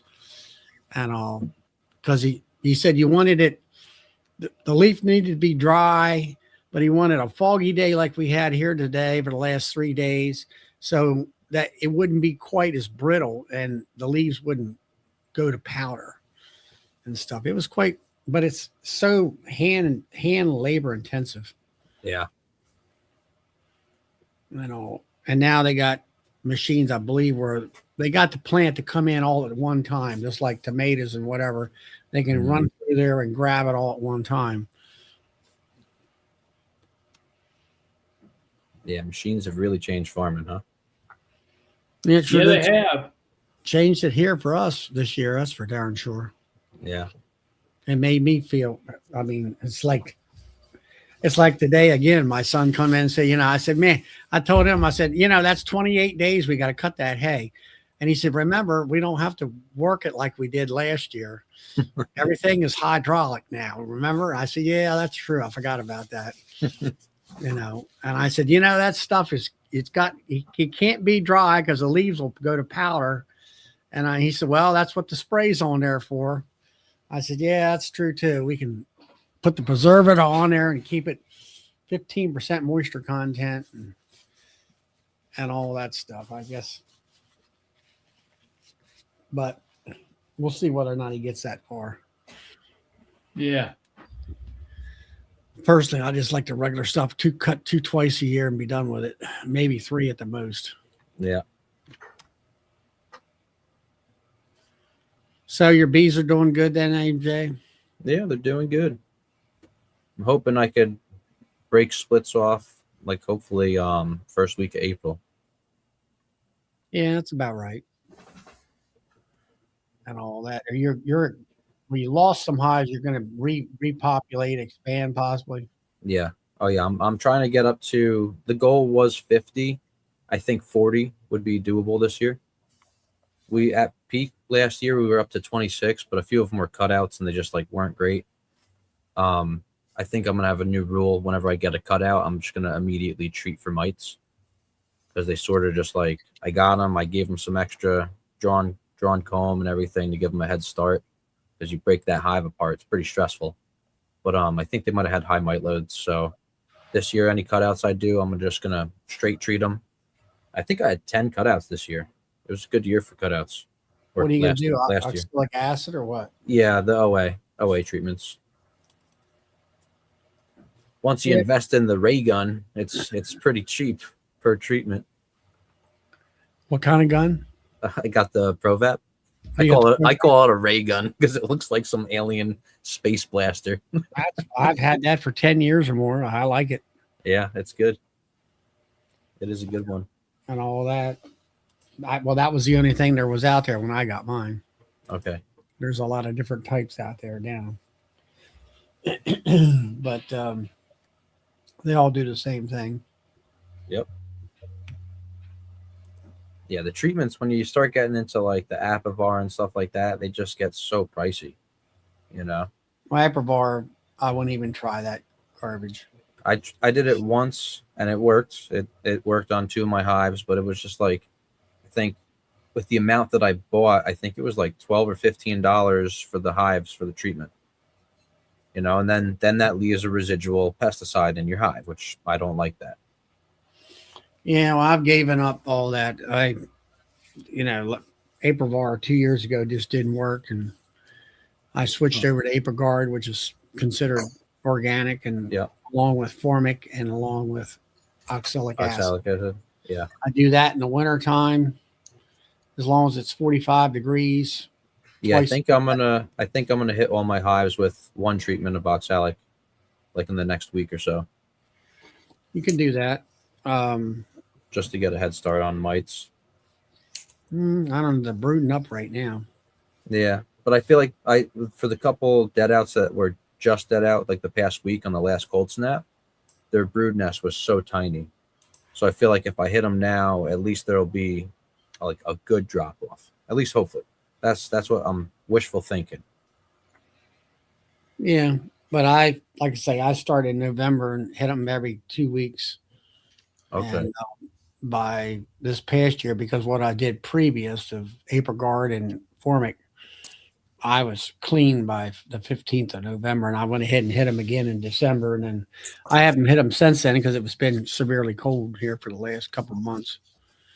I can do it now pretty easily.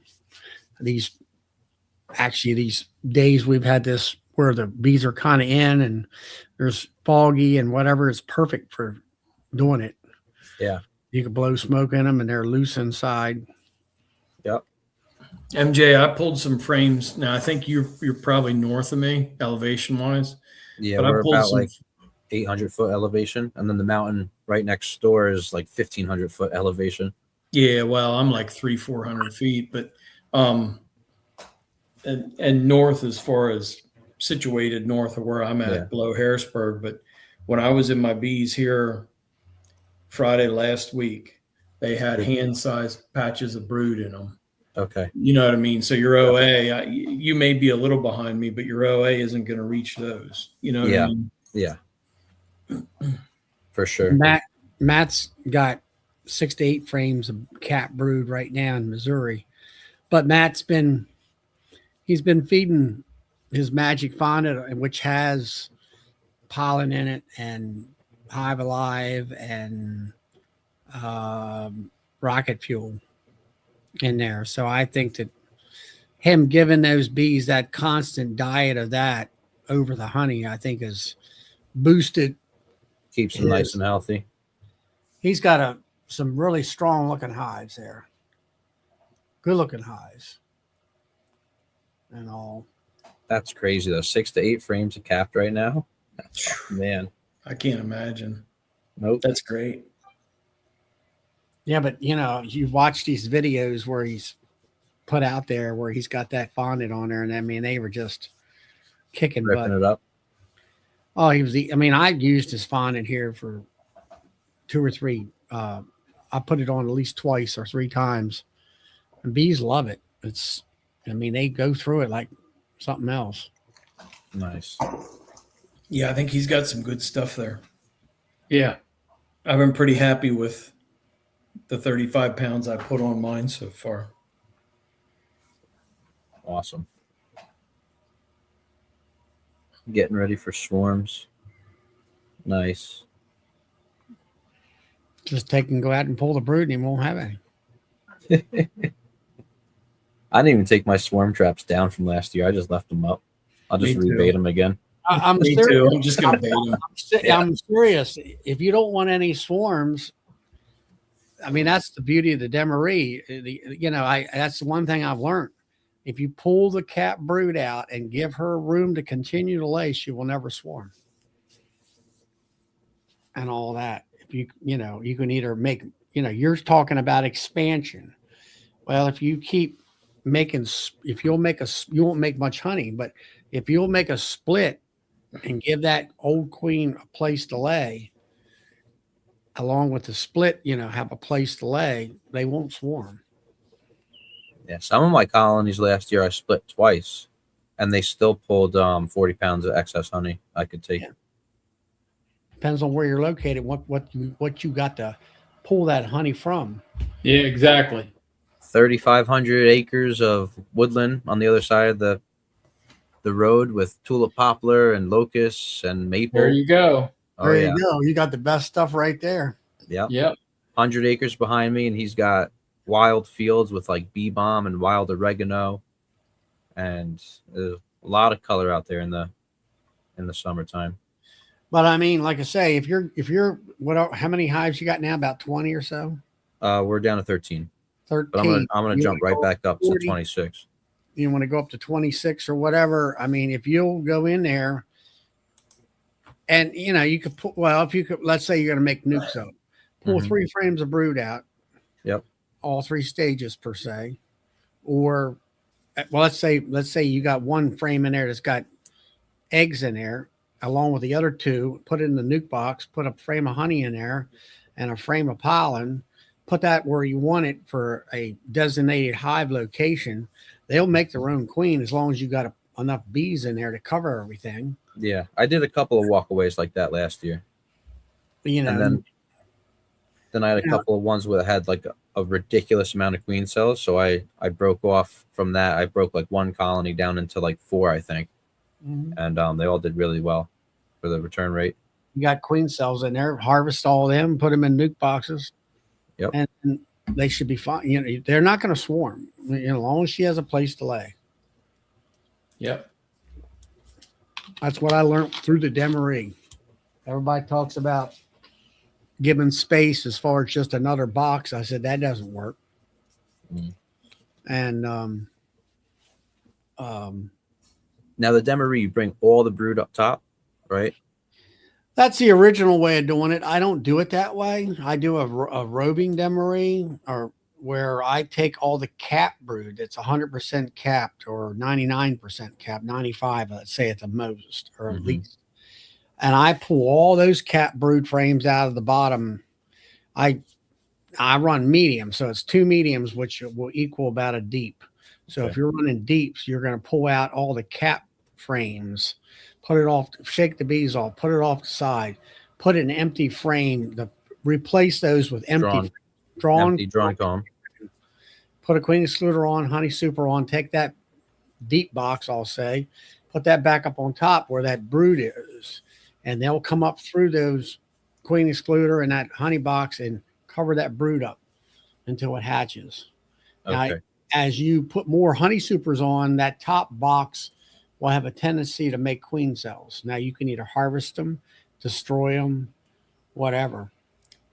And that's where Will's talking about. As you get that box up there full of 4 or 5 frames, and like I got, let's say 18 honey hives like that, I can go down there and take 1 frame out of each hive, and I could make splits, or I can populate my 2 frame mating boxes over here with bees, because the nurse bees will come up that box. They're all up there. Well, you know where the queen's at. She's downstairs, so you don't have to look for her. You just pull the frame up and put it in a box. Okay, nice. All that. And now, then, do you put another queen excluder underneath that top box? No. For what? I guess if they were to hatch one. I've seen diagrams show that. But the fact of the matter is, if you got a virgin up there, she's going to go through that queen excluder. Yeah, she's got to. I had caught one day, I got lazy and didn't get out there soon enough. And I found, I think, three virgins running around up there. At least I can see them. And I put them in 3 different little cages and put them in other hives and stuff like that. Okay. And all. But I came across one cutout this year, and they must have just swarmed and then had a bunch of queen cells hatch, because there's queen cells everywhere in it that were open. I found 4 queens inside this cutout, and I was just like, I'm like, oh, there's the queen. All right, cool. And like a couple of combs later, I'm like, wait, there's another queen. There's another queen. There's another queen. Walked out of there with 4 virgin queens. Yeah. I've shook one out through make up a shaker box with a queen excluder and shake all your bees and force them with smoke to go through. I found the mother and 4 daughters in one hive. Wow. And it was big. It was a huge hive. Yeah. It was super strong and all. I had my strongest hive die this year. I don't know what happened. There were 2 deeps and then 2 medium supers. They filled them up and capped them by like mid-May. So I pulled those off, extracted it, put it back on for them, and they filled like all 4 of these boxes. And then I go in there like about 2 weeks later, and I'm looking for eggs, right, just to do a little health check on them. Couldn't find any eggs, but I found a bunch of queen cells. So I took a couple, hatched them in the incubator, waited, right, left the oldest ones in there, came back in like a week. I had like nurse bees feeding the queens that hatched in the incubator. No eggs. So I dropped one of the virgins in. She came back, started laying, and then a week later, no eggs again. And I'm like, what the hell is going on? And they just kept killing the queens, and then that hive collapsed. And it was my strongest colony.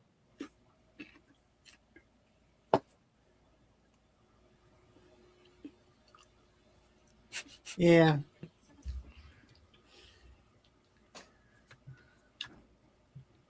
Yeah. Yeah, Brian. We can just set the clocks ahead of time 1 hour and just leave it there as far as I'm concerned. Yeah, really. What would sunrise be in the winter then? I don't know. 7:30, Yep. 8 o'clock.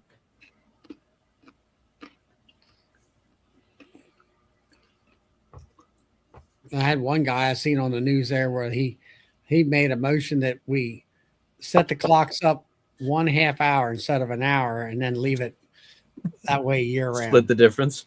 Split the difference. Yeah, split the difference. You know why that was originally done, right? I don't know. I've heard multiple things on that. To help the farmers so they could have longer days to work. Yeah. I've heard that. I've heard in the war days where they could, so you wouldn't have to, lights out type thing for bombing and all that stuff. Yeah. In Arizona, they haven't heard of daylight savings, right? Yeah, I know. Yeah, there's a couple states out west, isn't there? Is there more than just Arizona?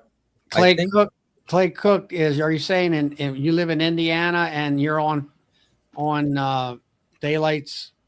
Well, I call it fast time. It's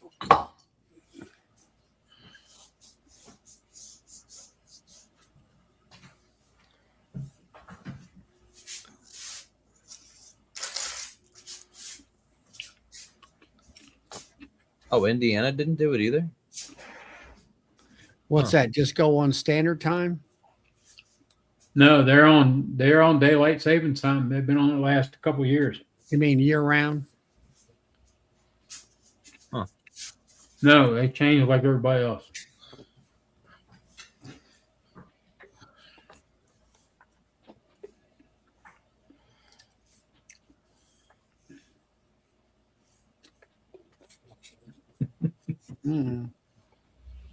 I like having my daylight hours in the evening. I'll have to say, some people like it in the morning. I'm not much on the morning thing. Yeah. I think that's why we all are beekeepers, because we could roll out of bed a little later and then get into the bees around 10 or 11.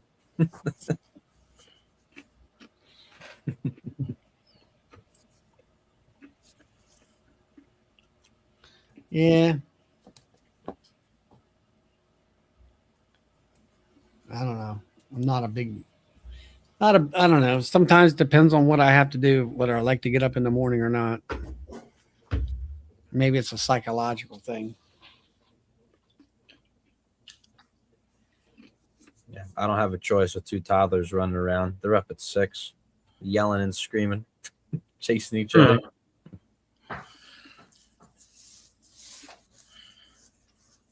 Yeah.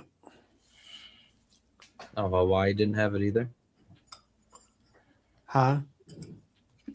Eric's saying Hawaii and Arizona. Yep.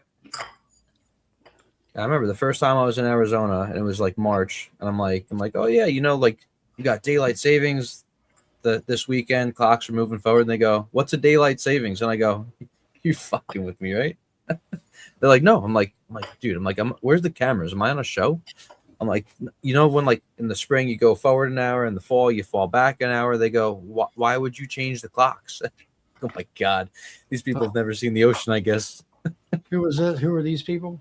In Arizona, when I was there Oh, a really? bunch back in the day. Yeah, it was so funny though. I I couldn't had believe it. my father's uncle, who was down there in the Carolina next to where Ricky Rurik lives. I think he stayed on standard time year round. Didn't matter. Oh yeah, Yeah, he was lived in the mountains, and I think he, what would you say? He just kind of stayed by himself. He didn't get out, so it didn't matter to him. yeah. As long as you get to the store before it closes, that's it. Canada does daylight saving time, but Mexico abolished it. Well, I guess like the further south you are, the more consistent your daylight is all year, right? I Yeah. guess. Yep. Well, the problem with like Canada up there, like Brad and them guys talk about in Manitoba out there, that the sun kind of gets up to where it's almost even on the horizon. It just sits there all day in the wintertime, and then it goes back down. Yeah. I mean, there's hardly any daylight in the summer. It's like almost like being in Alaska where it doesn't get up there. My friend in Alaska, he's in Wasilla, Alaska, and I think sunrise for them is like 9:35, and sunset is like I think like 2:30. It's like 4 hours. 2:30. Yeah. Yep. It's like 4 hours of daylight at the solstice, but they get the daylight faster. So like right now, instead of gaining like 2 to 3 minutes a day, they're gaining like 5 to 7 minutes a day, or something crazy. But then when it's wintertime, it's like sundown is like 9:30 at night, and then sun up is like 2:30 in the morning, and it never really gets dark. It's just that constant glow.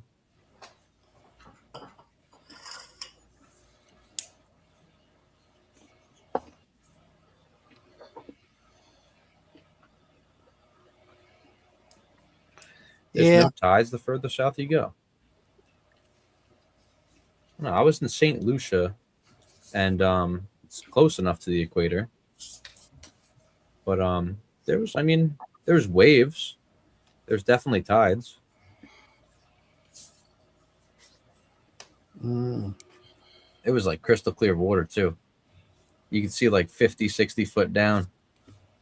I'm out there snorkeling like a dumbass, having like a panic attack thinking I'm going to get eaten by a shark. And all the locals are like, don't worry, we killed all the sharks here. There's no sharks in St. Lucia. I'm like, okay. Yeah. Right. Uh-huh. Kill 'em. They just swim around the country, around the world.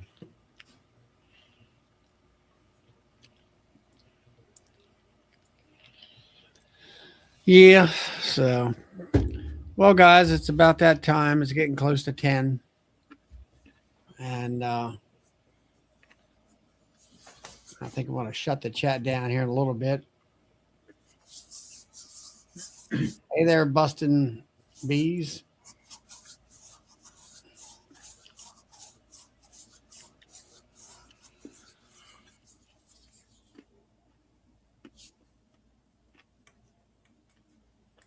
That is interesting.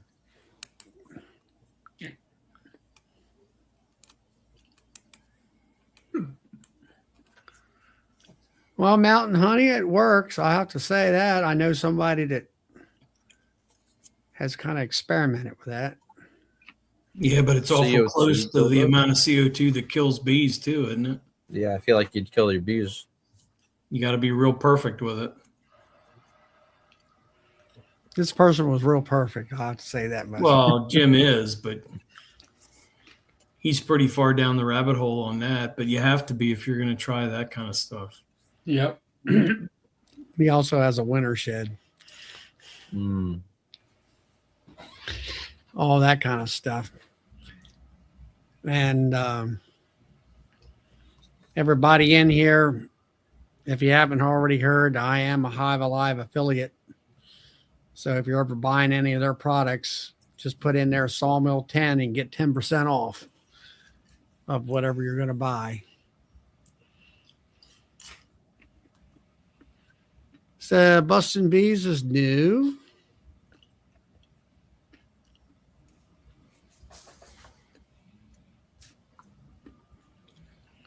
What is it now? Eric says,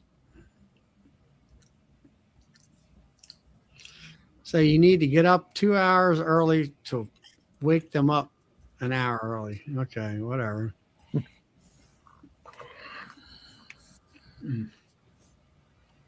We'll see what time my kids sleep till. It doesn't matter. They're set on like their time. I'm sure it's going to throw them off because they'll go to sleep normal time.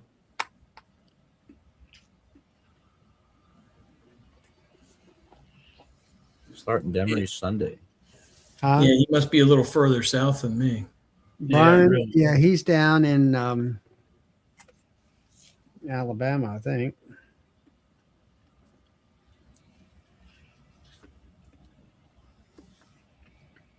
The Roosters are set to He's down there in Memphis. He's down in Memphis. That's Brian's the one that's got the all the insulated hives and temperature and weight and humidity, all yeah. those gauges. all those gauges, and he can sits there and counts mites, and it's quite interesting. Hey, Brian, are we in Memphis? Because you're the only 10 I see. Yeah, he's got the brood minder.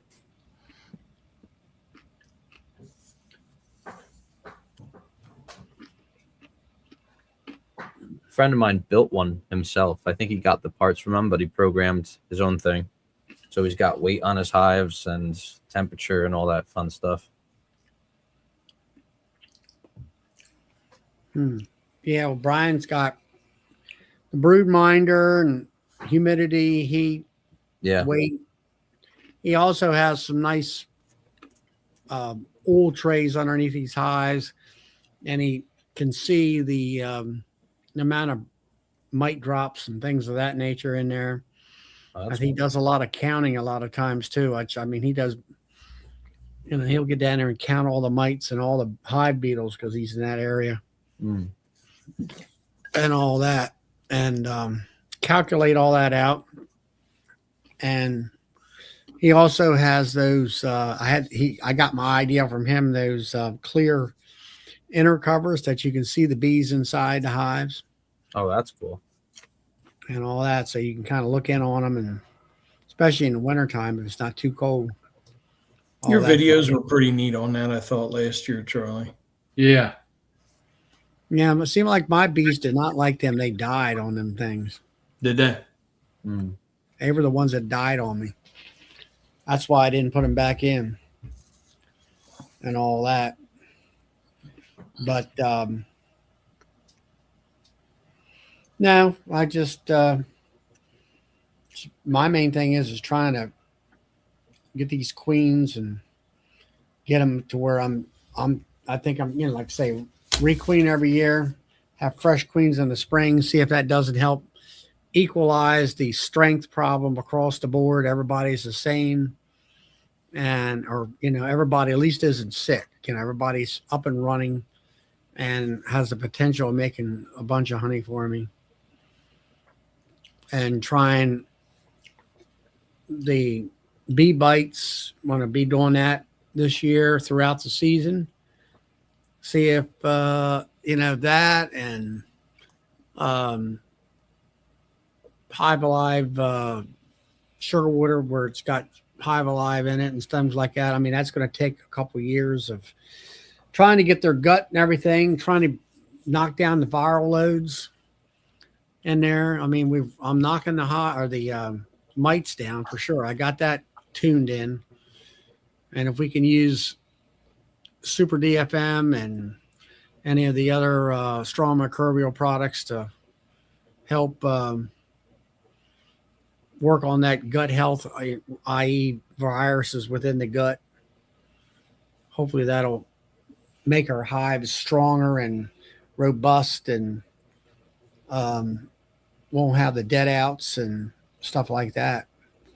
Maybe that'll all come together and have a nice, strong bunch of hives that'll make 1,500 pounds of honey for me, hopefully.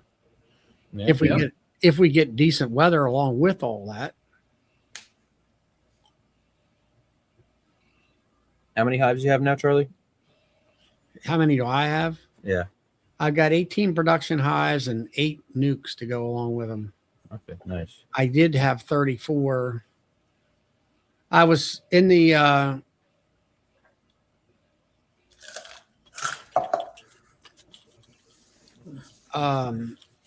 I was selling. I had 24 nukes that I was selling. I had them in nuke boxes, and then I had a dozen or 10 honey hives, and a couple more hives on the out yard that I was managing. And so then the out yard went by the wayside. That's a nuisance. I'll have to say that much, in my opinion, having an out yard. And so I went up to 12 honey hives and down to 20 nukes. And then I just got to the point where I got tired of people, here I put so much time and effort and money into my nukes, and they would grab them and basically kill them, because they don't know what they're doing. And I got to the point where I got tired of dealing with people here the last couple of years. So I got out of the nuke business and I expanded my honey hives up to 18 of them and having 8 backup nukes for me for my own use. And went down to Bill's last spring and got tuned in on how to set up a cell builder. And I've had done it before and I've gotten lucky with it. And basically, I don't know, you got, grafting queens and setting a cell builder up. You got to think about that. You got to start that like a week in advance before you're really ready to graft. You got to get all that in line and up and running properly. And so I enjoy making queens. And I got back into doing that this past year. Made a bunch of versions and tweaked that around how I was feeding them and doing different things. And this year I want to work on get back into my mating boxes that I have made up years ago and get them populated and start dropping cells like I used to, which I had a higher rate of success that way. Yeah, more success if I getting them queens mated. Okay. Because I was dropping virgins in a lot of my hives and it just never worked out. And so that's where I'm at. So it's gotten to the point where, you'd have a bunch of dead outs and I'm like, boy, it's really nice having this amount of hives instead of this big amount of hives, because it was a little bit easier to manage by myself. So that's kind of where I went, was that I expanded the honey hives, downsized the nukes, which in turn, instead of having 35 to 40 hives, I'm down to around 26.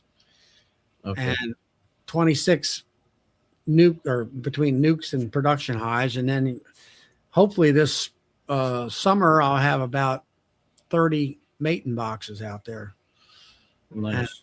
But you do two frame mating boxes? Yeah, 2 frame. If I made them years ago, I would redo it. I think I would do 3 frames. Okay. But then I get to thinking about it. We've discussed this before. You can go to 3 frame, and I'm like, you're only 2 frames from a 5 frame. So if you put a 1.5 gallon feeder in that 5 frame, you got 3 frames. Yeah. Because it takes up 2 frames.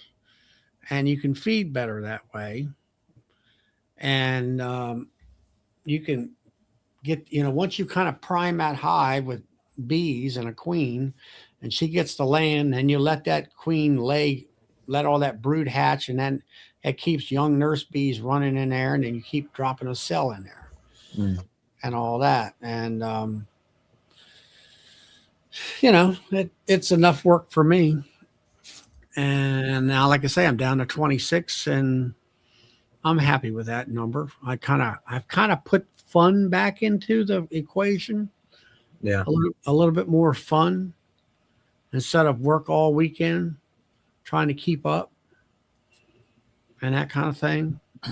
And then you work in the, because of all that light in the afternoon and the evenings after work, while it's still good and hot and warm, then you're out there working throughout the week. You might be doing certain tasks through the week, well, honey season, you're going to go through that, try to go through your honey hives by checking honey boxes and see whether or not they're full.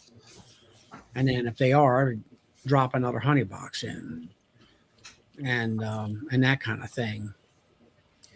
And Jay, we're supposed to be registered with a state here in PA. I don't know what it is for Jersey. Yeah, same thing.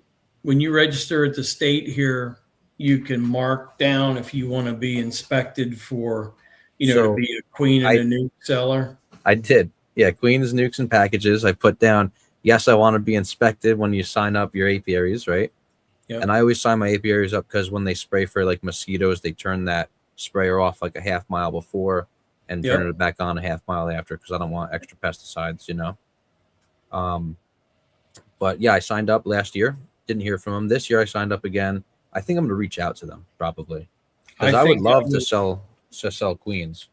I think I signed up for that and I saw an inspector. Now we were in the middle of the inspector from my area left or quit, resigned, whatever, retired. And then I think it took him a year to fill that spot.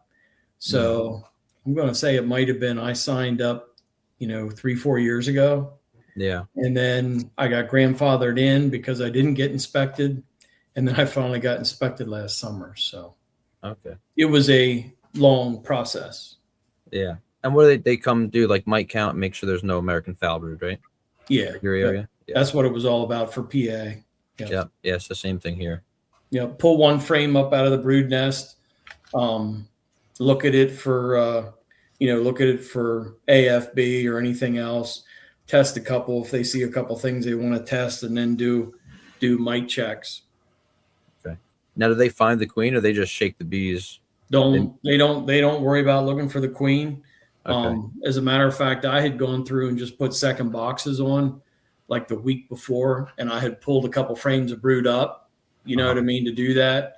And it was perfect. I mean, they could blow through the hive and they had 2 fresh frames of brood up top that he could pull out and look at. And then that's what he did his mite checks off of. Because I'm sure they're not looking through 7 different boxes. Because I think it's under 15 colonies, they check 50% of them. Yeah, there's once you get over a certain amount, it's less and less. But I'm assuming they're not taking their time. They're probably just pulling a frame. Yeah, queen doesn't look like she's on there. Shake them and test them. Yep. Yeah, it was a pretty quick process. Parrot Farms, I'm York County between Harrisburg and York on the river, Goldsboro area.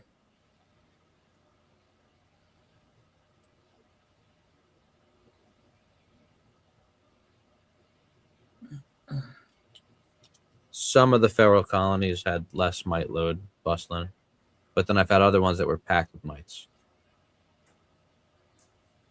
So I guess it's all hit or miss. And bee haver hives methods, Demaree method reduces or eliminates swarming and increases your honey production. But it's a lot of work to it. And as far as wax production, that happens in the springtime with nurse bees. It will not happen in the latter part of the summer. Pollen, they bring in pollen as it's out there for them to use to brood up with.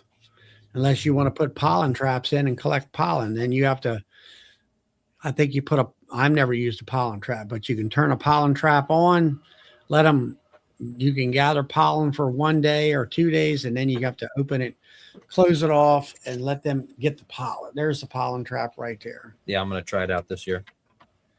But don't you gather 1 day or 2 days out of and then you don't. Yeah, so this has like a little thing. It doesn't stay open, so you have to put like a stick in there.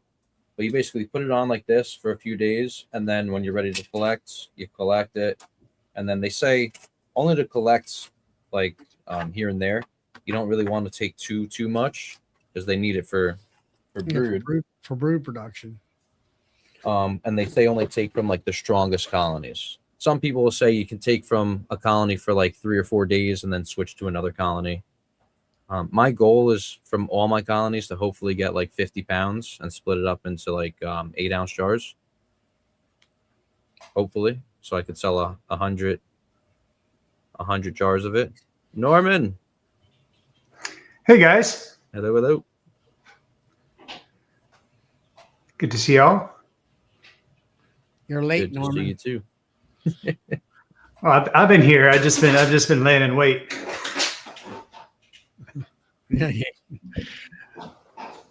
So, all right. Well, it's 10 after 10. I'm going to go ahead and shut the chat down. And let's see. What was it? Bee Haver Hive. Like Brian said from Flower Street, if you want to build comb, feed them thin syrup in the springtime, and they will help. If you got a lot of foundation that you need to do all that stuff. So anyway, all right. I'm going to go ahead and shut the thing down, guys. We will catch you all next Friday night or Monday at 8 p.m. Eastern Standard Time on Bill's chat. Bees all day. And we got Joey's chat, I think, tomorrow night at 8 o'clock. Yep. Joey's on at 8 o'clock. What channel is his? Joey. Rawls. Okay. And all. RAWLES, I think it is. I think it's Joey and Friends or something like that. I'll look for it.